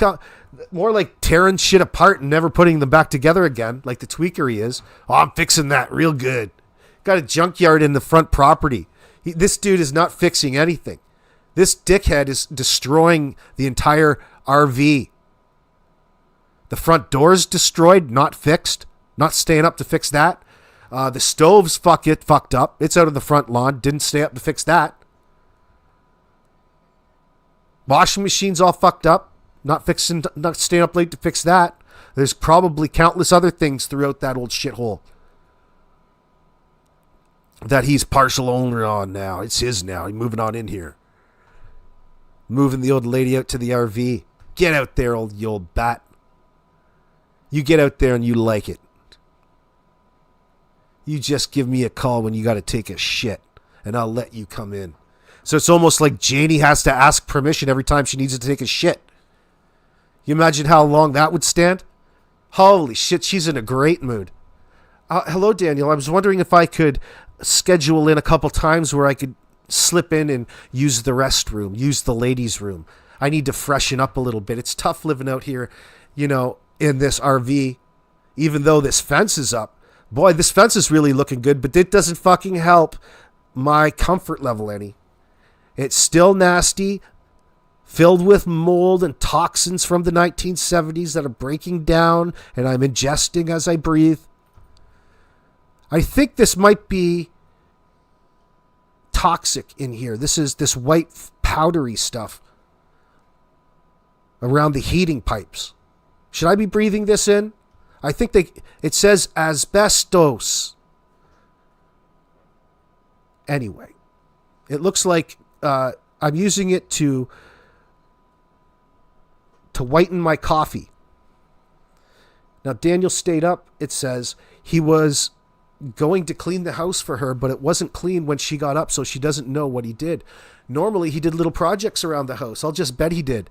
An excuse to stay up and get high. More like it. That's when he pulled out the pipes. Everybody's in bed now. He can really fucking let loose. Oh, yeah. He can let loose. Go and stare at his mom through the window in the RV. I wonder what my mom's doing in the RV. What the hell do you do in that RV when you're there? What is there to do? You want to take out the old cribbage board? We can play cribbage just in case the wind gets, above 10 miles an hour. Start rocking the place. That thing probably sways in a gentle wind. What the hell was that? Oh, it was just a north wind again. Let's see. Thank you, Chair. Malaya said she was not woken up throughout the night and does not know when Daniel came to bed. She continued by giving a detailed description of what happened on Friday. Oh, here we go. This will be rich. On Friday morning, Malaya's alarm went off at 6 a.m. and another one at 6:15 a.m. Nothing says lazy like having two alarms.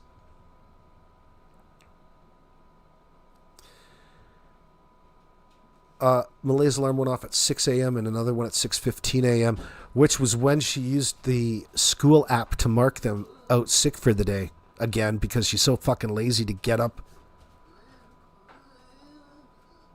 No doubt about it, Malaya's lazy. Malaya then went back to sleep. Daniel and Meadow were still sleeping, and there was no other noise in the house. How do you know? How do you know? There's always fucking noise in a house. There's house noises. Oh, there was no other noise. Even the dormouse was sleeping. Storytelling.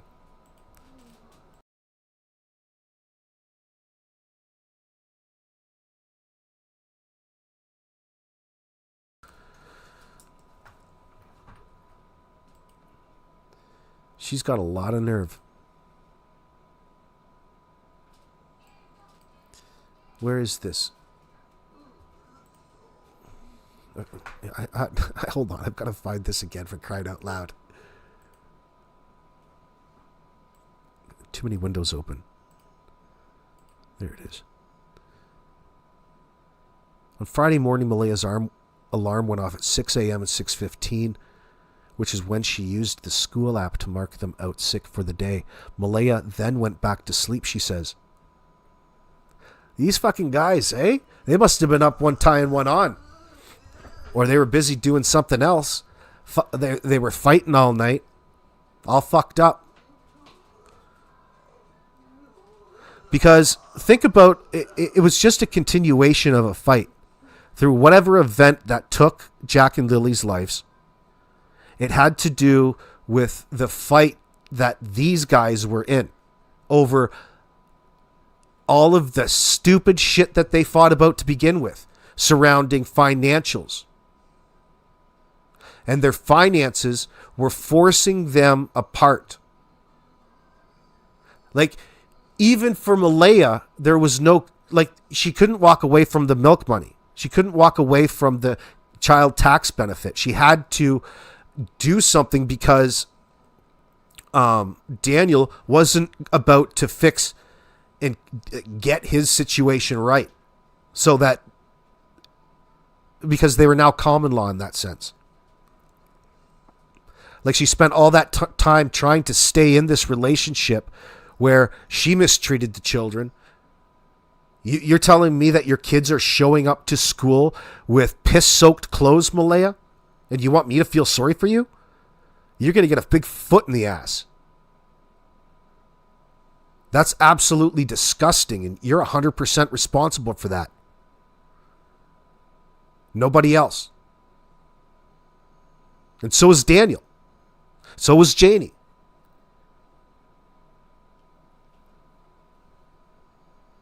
Especially now that you're missing. They're missing.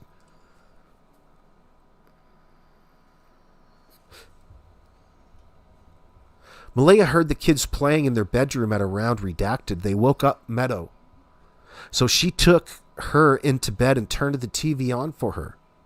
Then faded in and out of sleep. Isn't that interesting? She keeps reiterating the fact that she's walking around like in this zombified state, barely conscious, in and out of sleep, but yet looking after all of these things. Why do you have to lie? Why do you have to incorporate the fact that you're drifting in and out of sleep? All it does is says the story that I'm telling you isn't fucking true. Every time that you go back and add this and qualify it with in and out of sleep. I'm in and out of sleep. And I'm fading in and out of sleep. The kids were giggling, laughing, and talking to each other. The kids were when you're telling somebody that you're in and out of sleep, you're actively ignoring them. You're actively trying to sleep. It's like being beside somebody, an annoying person on an airliner. You know, somebody in the center seat that you can't get away from, you pretend to sleep. And even then, you know you're pretending. So tell me and explain to me exactly how you know when you're drifting in and out of sleep. No, you mean you're awake and conscious and just laying in bed. You're not sleeping and you're not... It's a way Malaya's distancing herself away from what really happened or what did happen. This is a concocted, fabricated bullshit story. The kids were giggling and laughing and talking to each other. The kids were in the room right next to theirs, so they were loud.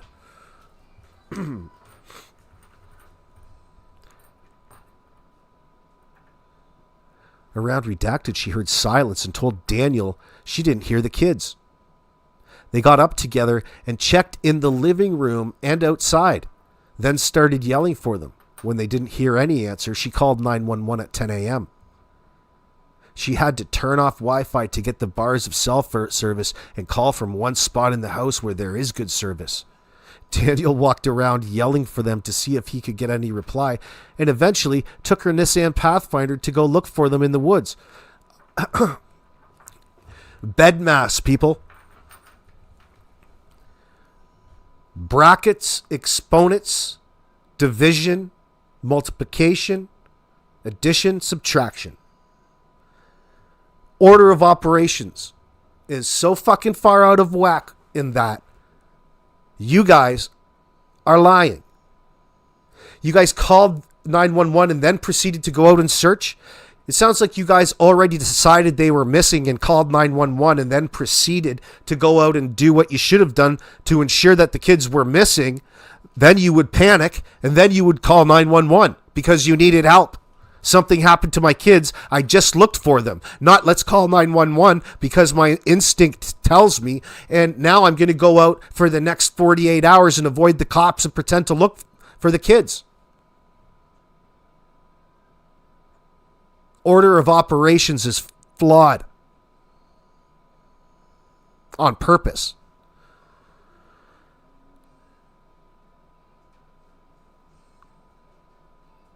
Could you imagine? What kind of fucking idiot are you, Malaya? You're laying, you lazy ass in the bed, and you yell for your kids, and they don't answer, and you go and call 911? How do you know what's going on? You're still in your bed. You don't know. That's why you get your ass up to go and look for the fucking kids, something which you never did. You never verified. You never went to check physically to see what the kids were doing and interact with them and straighten them out so you could get on with things.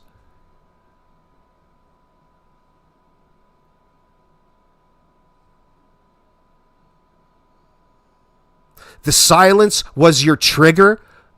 That's your trigger as a parent when your kids are noisy and then things quiet down. You automatically call 911. Big mistake, honey boo boo. Big mistake. You're fucking with the wrong one. That's why, honey, you're going to be held just as accountable as whoever physically took their lives. You're active in a cover-up. You're actively lying. You've lied since the get-go to police. This story is bullshit. The way you tell it is bullshit. You're not fooling the cops. This is just you being uncooperative. Now, why would that be when you called 911 out of instinct when you fucking required their help? How is it that you're bullshitting and lying so hard to the people that you called for help for?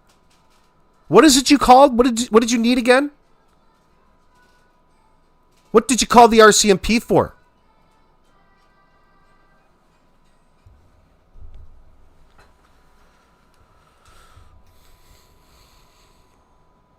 Malaya said she did not think the kids had changed their clothes from the night before Lily's backpack was gone, so she assumed she had it with her. How the fuck would you know all of that stuff? She described it as corduroy cream-colored backpack with strawberries on it.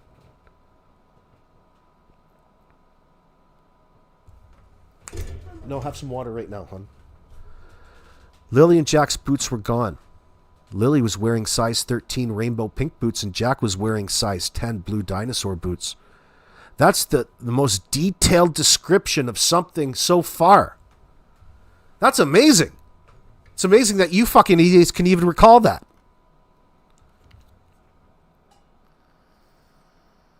Considering the avoidance up to that point and everything else. And how they describe just fading in and out of sleep. I'm surprised you were able to even go to the store and buy those boots. Regarding their normal routine, she said the following. She clarified on a regular morning when the kids go to school, she's up at 6:15 a.m. and she gets the kids ready, fed and their teeth brushed before having them out to the bus by 7:28 a.m. The bus stops is in the driveway. She also clarified their sleeping arrangements. Meadow, Daniel, and Malaya share a room. Lily and Jack also share a room. Well, Daniel, I don't know, he doesn't do much sleeping. Daniel does his sleeping away from everybody else. Lily and Jack also share a room, but they divided it in two because they would be up all hours of the night when it was open concept. I wonder what that looks like. What did you divide it with? Just like boxes of shit? You just put boxes of shit in between their beds and some towels? What the hell's going on in here? Goes on to talk about Daniel's children. They don't normally live with them. They stay in with their mom. They were not there at all the week Lily and Jack went missing.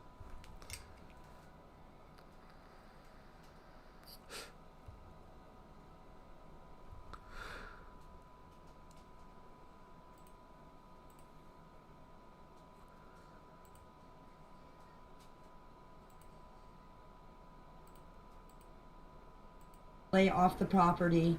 What went on after they left, after the police left, and after they went to this briefing, I do not know what happened. I stayed here. I stayed here, and me and Justin went back out on the bike. So whatever happened after Haley and this other girl left, I don't know what happened. I was away with Justin on the bike.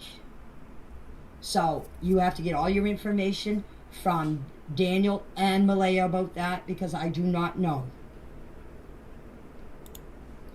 And I'm going to clear up this thing about Belinda. Belinda said that she came and she said that I was crying and I blame myself for it, and this is the time that I wouldn't let the police in, said that I wouldn't let the police in my RV. Well, the reason why I was crying, Belinda, is I blame myself for not getting up that morning and seeing the kids. Because whenever they're outside... Interesting. So here she's crying because she didn't get up and see the kids, like interact with them. So she just undermined her alibi. So she certainly... By that comment, she's certainly not saying that her or her dog hearing the kids were any sort of verification, even though she wants to use it as her alibi. Here she says that she's crying and most effective because she never saw the kids. Well, what's the difference to you, Janie? It just undermines her own credibility. Really, it's just a sensitivity over the things that Belinda's saying through the media or in her interview. She's reacting to that. She's sensitive to that.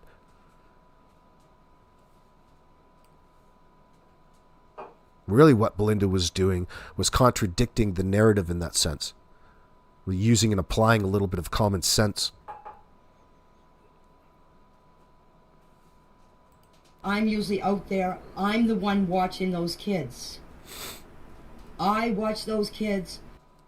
Like, the fact that they're so openly talking about how they're the ones that look at these kids the most. Like, what?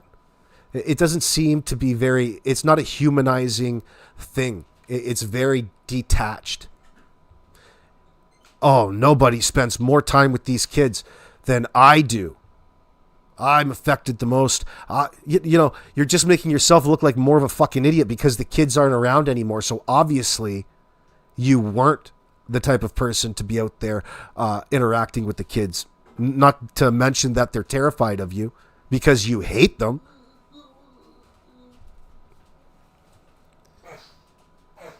You're just looking for something to associate some sort of pleasant feelings with the two missing children. Oh, you're just such a caring grandma, and I'm crying because I think I could have changed the outcome of all of this. This is just utter bullshit. Out in the yard every day. That's why I blame myself for not getting up that day. If I would have got up, this would have never happened. So that's why I was crying that day, Belinda, is because I blamed myself for not getting up for those kids. See, she's trying to garner sympathy based off of a tragedy that they want you to believe had happened, something alternate to reality. And here she is crying, trying to throw it back at Belinda. Good attempt, but listen, you're not selling this, Janie. You're not selling this whatsoever.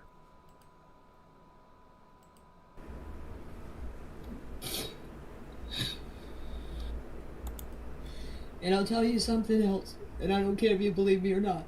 I would never, ever, ever let anything happen to those kids.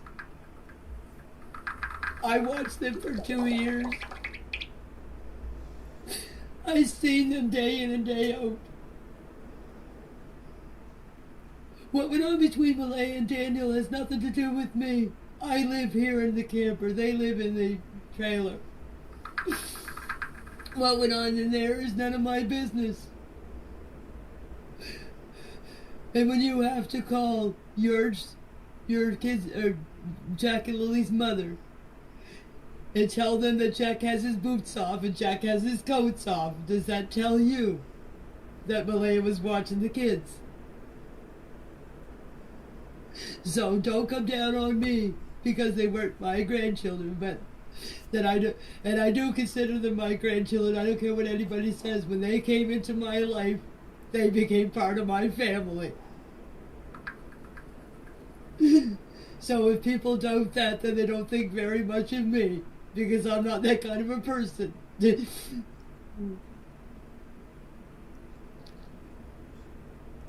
No, I want to continue this. I want to get this all out of my system, and I want to tell you guys the truth. It really bothers me because I've been a grandmother for 9.5 years. In the last 2 months, I can't be a grandmother anymore. I'm not a grandmother. My oldest granddaughter's birthday was on the 25th of this month, and I couldn't even see her, all because of what happened. And I had nothing to do with it. But I am the one that is suffering. So is Jack and Lily. They don't know where they are. They don't know what's going on. Well, Meadow doesn't know what's going on. And my other 2 grandchildren don't know what's going on. I watched my oldest 2 grandchildren playing with those kids for the last 2 years. And now they don't even know what's happening. They don't know what happened to Jack and Lily. They don't know where they are. It's not about me. It's about, I'm worried about my grandchildren. What impact this is having on them. I can recover from this. It's going to take me a long time. But just think what the impact has on my grandchildren and Jack and Lily. How much it's hurting them. And I begged Malaya to come out and tell her side of the story. And she's the only one that can answer the questions that we can't. I begged her to come out and talk. For the sake of the grandchildren. For the sake of her children.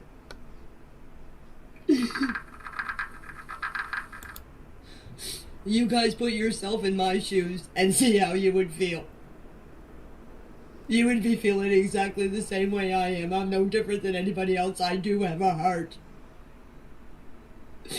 and I'm not standing up for Dan. So each time that she says that what it is, why do you think it is that she brings up all the things that she wants you to believe she's not doing? Can you not just come out with a clear communication? Do you have to tell everybody when you speak, tell them what it is that you're not doing? I'm not lying. Yeah, you are lying. Have you caught on to this bitch yet? Listen, you told us that an incident happened. There was a fight that was happening between Malaya and Danny, and that was their business. Posing it as though that you've got no idea what's going on. Well, that doesn't sound very much like what your brother had to say in that leaked audio phone call yesterday. Sounds like you're at your wit's end. And then you want to turn around and garner sympathy from a bunch of strangers, asking them to put yourself in your shoes? Bitch, I hope you fucking hang from the lamppost. You will. You don't hurt children. You fuckers singled them out, alienated them, treated them like garbage, and eventually murdered them. Absolutely. And now you're trying to cover it up by putting the blame back on to Jack and Lily.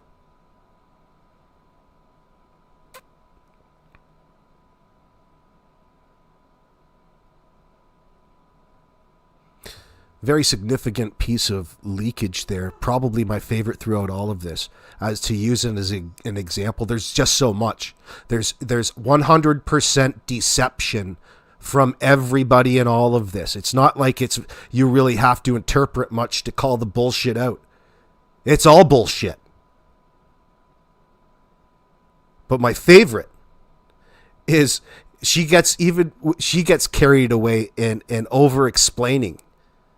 Not just with extenuous information, but she's over explaining to the point where she's battling for these people's sympathy. And she says that, so whatever happened, don't blame me because they're not my grandkids. And then turn around, immediately tell you the exact opposite, that she treated them and considered them to be just like her grandkids. Right. You just admitted to the world that you treated them differently. There is a separation. We don't need you to interpret what that was. We know. If you're separating, there's a reason for it. Listen. You're telling people that whatever happened to Jack and Lily isn't your fault. It's Malaya's fault. None of this has to do with you. This all has to do with Malaya. They're her kids. Therefore, her responsibility. That's not going to fly in this particular situation.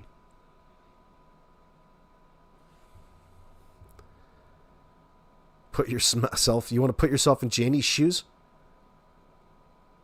Miss K, you're going to put yourself in Janie's shoes? Why don't you try walking around in Janie's shoes for a little bit? Does that mean you would be loving Darren Geddes? Oh, Darren, thank you so much for coming by. You're the first dude I could open up to. Oh, my God. Oh, you don't judge me? Oh, it's just exactly what you want. Can you imagine? She's so worried about being judged. You're so fucking worried about being judged, yet you lived in the goddamn driveway in an RV. Not flying, honey. You get in front of a camera with that hideous goddamn shirt on, zipped down to your belly button like you're some sort of lady of the night. Honey, nobody's buying that shit.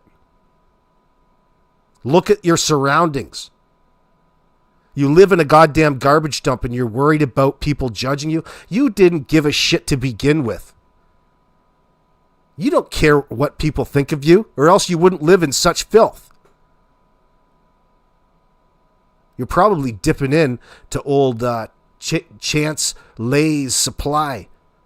You're probably one of his better customers as well there, Janie. And I'm not standing up for Malaya. I'm standing up for myself. I told you everything that I know, and I told... I'm standing up for myself. We can tell.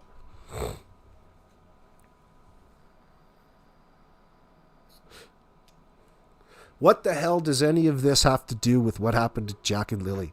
You tell me. It's all her. She has so much inside that she wants to tell people. I know it. She's got all kinds of things that she, gets in old Ron's ear, her brother's ear. Why don't you just come out and tell the world? Free yourself of all of this, Janie. The truth. If you want to give me a Bible and swear it, I will. Oh, shit. Somebody find a Bible. Oh, now she's... Are you going to pinky swear us too? Pinky swear you're telling us the truth? You want to get me to get you a Bible? I'll swear on that Bible. I'm telling the truth so hard, it's hurting. I'm telling you the truth. I can't tell you the truth any harder. Seems rather forced. And besides, what would I have to gain by doing something to Lily and Jack?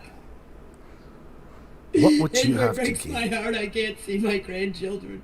It breaks my... What would you have to gain from doing something that doesn't make sense like that? You have all the reason to be deceptive because you're aiding and abetting. You're an accessory after the fact to your crazy fucking son, tweaked out son, Danny boy, and the problems that you pretend to ignore that go on in the RV, the ones that you ignore because it's their business, their issues.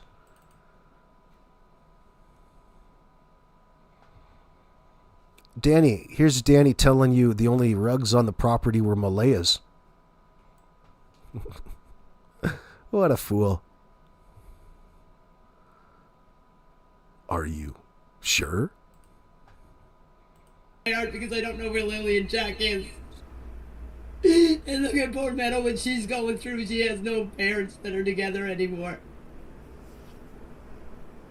You guys just don't understand. I wish you were in my... Think about what Meadow's going through now that she doesn't have any parents that are together anymore. That sounds like something that you would hold over Malaya. Oh, you're really going to leave? You're going to do this to Meadow? You're just going to up and destroy what could have been a great relationship? You just haven't given it enough time yet. Maybe you need another year to fall in love with my son. I thought you would have... Did you lie in that first 2 weeks? You told me you loved me in that first 2 weeks. Now you're having second guesses? Oh, fine time.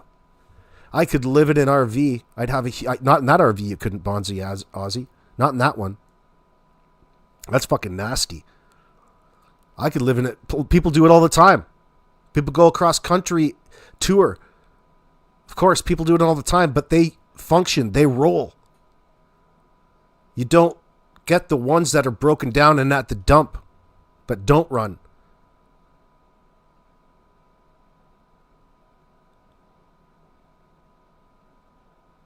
Imagine how fucking nasty the bugs are in that RV. There's no way you can keep the bugs out. It'd be like black fly heaven in there. Just another reason for her to be about as personable as a running moose.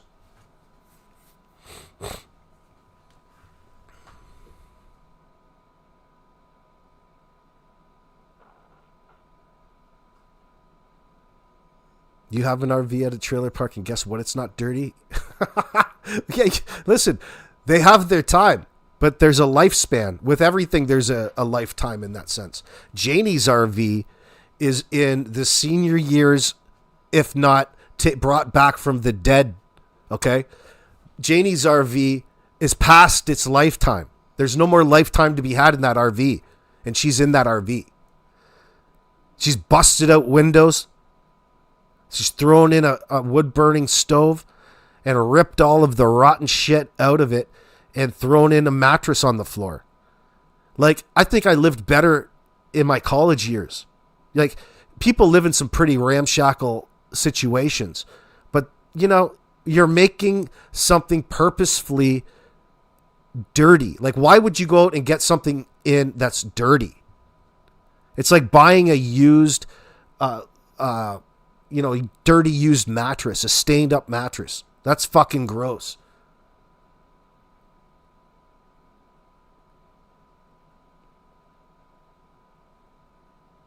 Of course you can be poor and clean.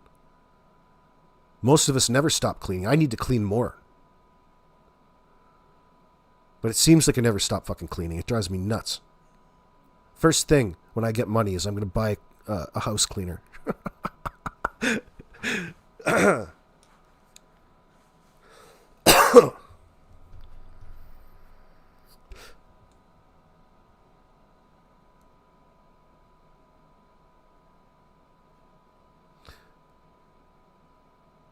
Bonza Ozzy Sheila says, Miss K, I live in town, tweakers everywhere, sirens all the time. I'm envious of what these germs have. I'd love to live in out nature. There's always the outback.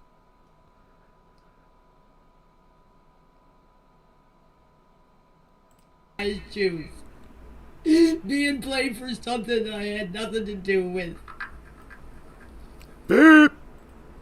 What is that noise? Beep. I can do it just like Janie.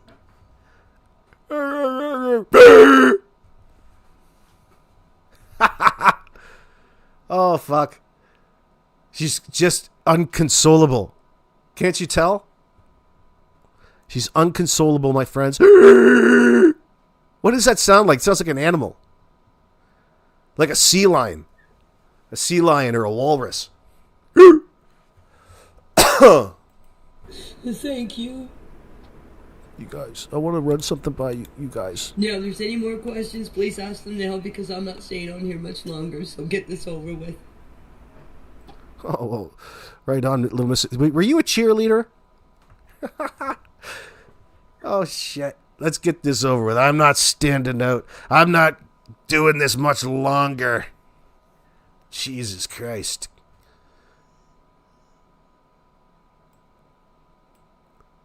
God, she's such a pleasant person. In a way, you can look at it like this, because if no matter how bad your day was, no matter how shitty or how long or monotonous, you can always go and listen to a clip of Janie and know that there's somebody out there having a worse day than you just simply by existing. She is always pissed off. And that's by choice. There's no cheering up if you're Janie. Janie having a laugh? Good luck. Janie's got to get fucking 3 sheets to the wind before she starts laughing. And usually it's more like the Joker. It's a lunatic laugh. She just laughs into a smoky mirror because she's nuts. She's looking for some fucking toy dolls to rip the heads off of. I am fighting to see my grandchildren. I've already got in the process of trying to see my 2 oldest. And as I said, I'll fight tooth and nail to see my grandchildren. Nobody's going to stop me. Good luck with that. I'm going to fight tooth and nail. Well, that was tough. That didn't take much. How did that fight go? No, you can't see them. Why? Because you're fucking crazy, bitch. Listen to yourself.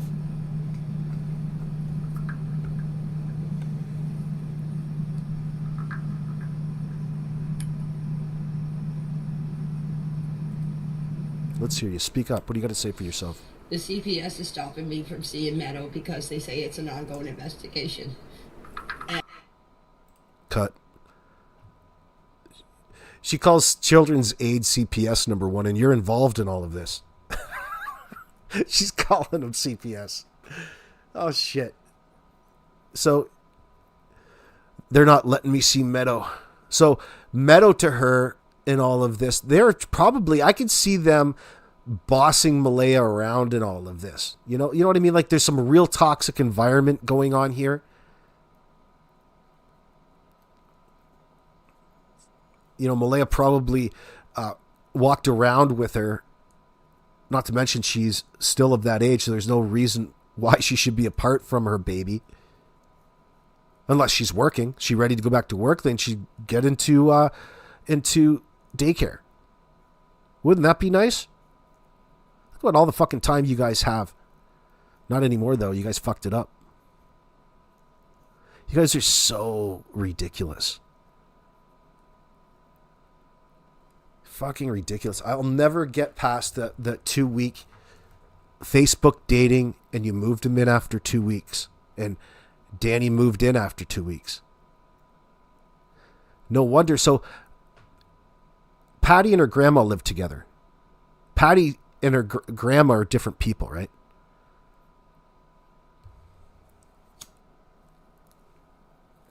Grandma's the one that told the Globe about how abusive Daniel was to Malaya and that whole forcible confinement thing and cutting her off from her lifelines in that sense. You're saying they're not different people? I thought they were different people. I can't remember. Patty is the grandma? Okay, time. So it's just Patty. It's not Patty and another person. I gotta go. I'm just thinking back to that article. Sometimes I get confused. That's fine. Connie is the one I'm thinking of. Oh, Connie is one grandma and Patty is the other grandma. Okay, so I am kind of right. I'm just all fucked up. I get it. Thank you, Half Moon. Don't forget DM's children said they saw DM abuse Jack and Lily. That as well. These are the things. It seems to be fairly out in the open. So it still comes back trying to get Malaya to do anything and act on something is very, very difficult.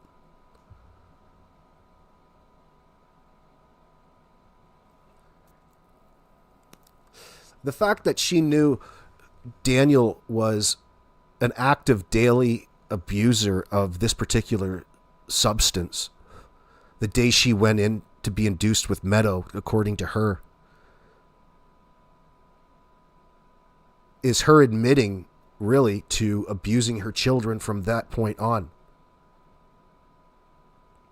So why wouldn't you change your situation from that point forward? She continued to put up with it.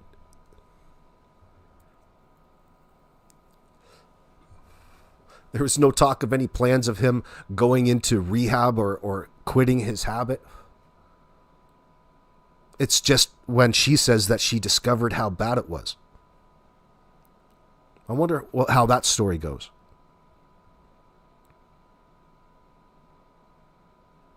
And Janie, I bet you if you asked Jamie about all of this stuff, she'd just be in utter denial. Pretend that it wasn't true. What else does she pretend that isn't true and is true? She does a lot of pretending, doesn't she? Right, Danny? Oh, Danny boy. What did you do? I think it's the mother of the 2 other grandchildren that aren't letting me see them, but I'm taking court action to start starting in the process of seeing them. Starting to hopefully see them. I told the truth, and I will not stop telling the truth until Jack and Lily are found. No. And my story will not change because I told you exactly the same thing as I told in my interview.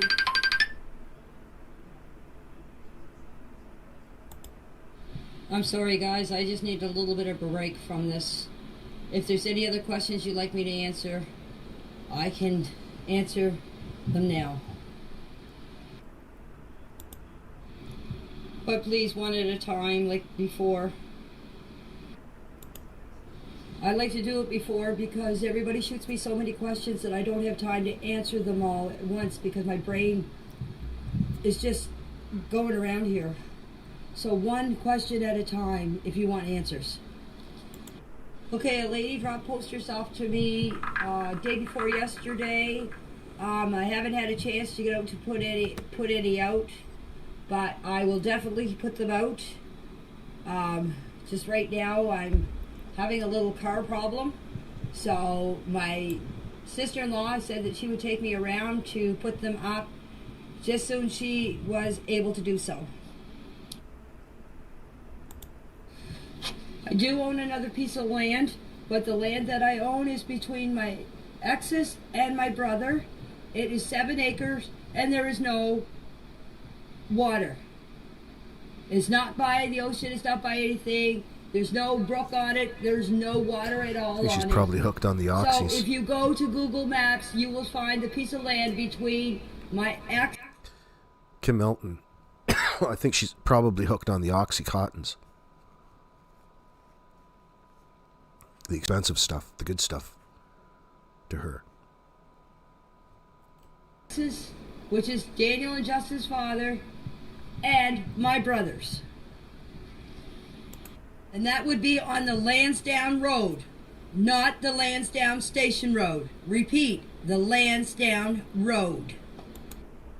And to correct Haley and whoever else, the piece of blanket was found on the Lansdowne Road, not the Lansdowne Station Road. I cannot answer questions about that blanket because I was not here when it was supposed to be found. I'm just... There she goes doing it again. She's giving you all kinds of information about the location of the blanket, and the information then proceeds to tell you that she can't talk about it because she wasn't there after she gives you information about it. Like, you guys are fucking crackheads. Just a clapping seal. Good to see you. Gonna need to unload that land soon, Janie. You've got some legal bills en route. Well, she's not paying for anything. And there's not going to be a goddamn thing that a defense attorney is going to do her. She can't afford the retainer for a good criminal lawyer. She's not getting off or away with anything. She's going to have the book thrown at her. It doesn't matter what sort of counsel you have there. She could bring in Johnny Cochran.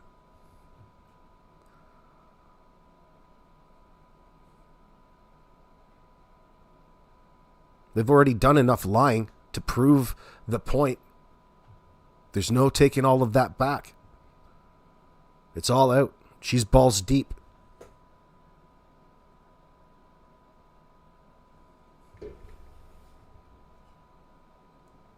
Friends, 2.5 hours. Let's bring it to a close tonight. Thank you for joining. We'll be back again for our daily tomorrow. Continue on talking smack, talking facts.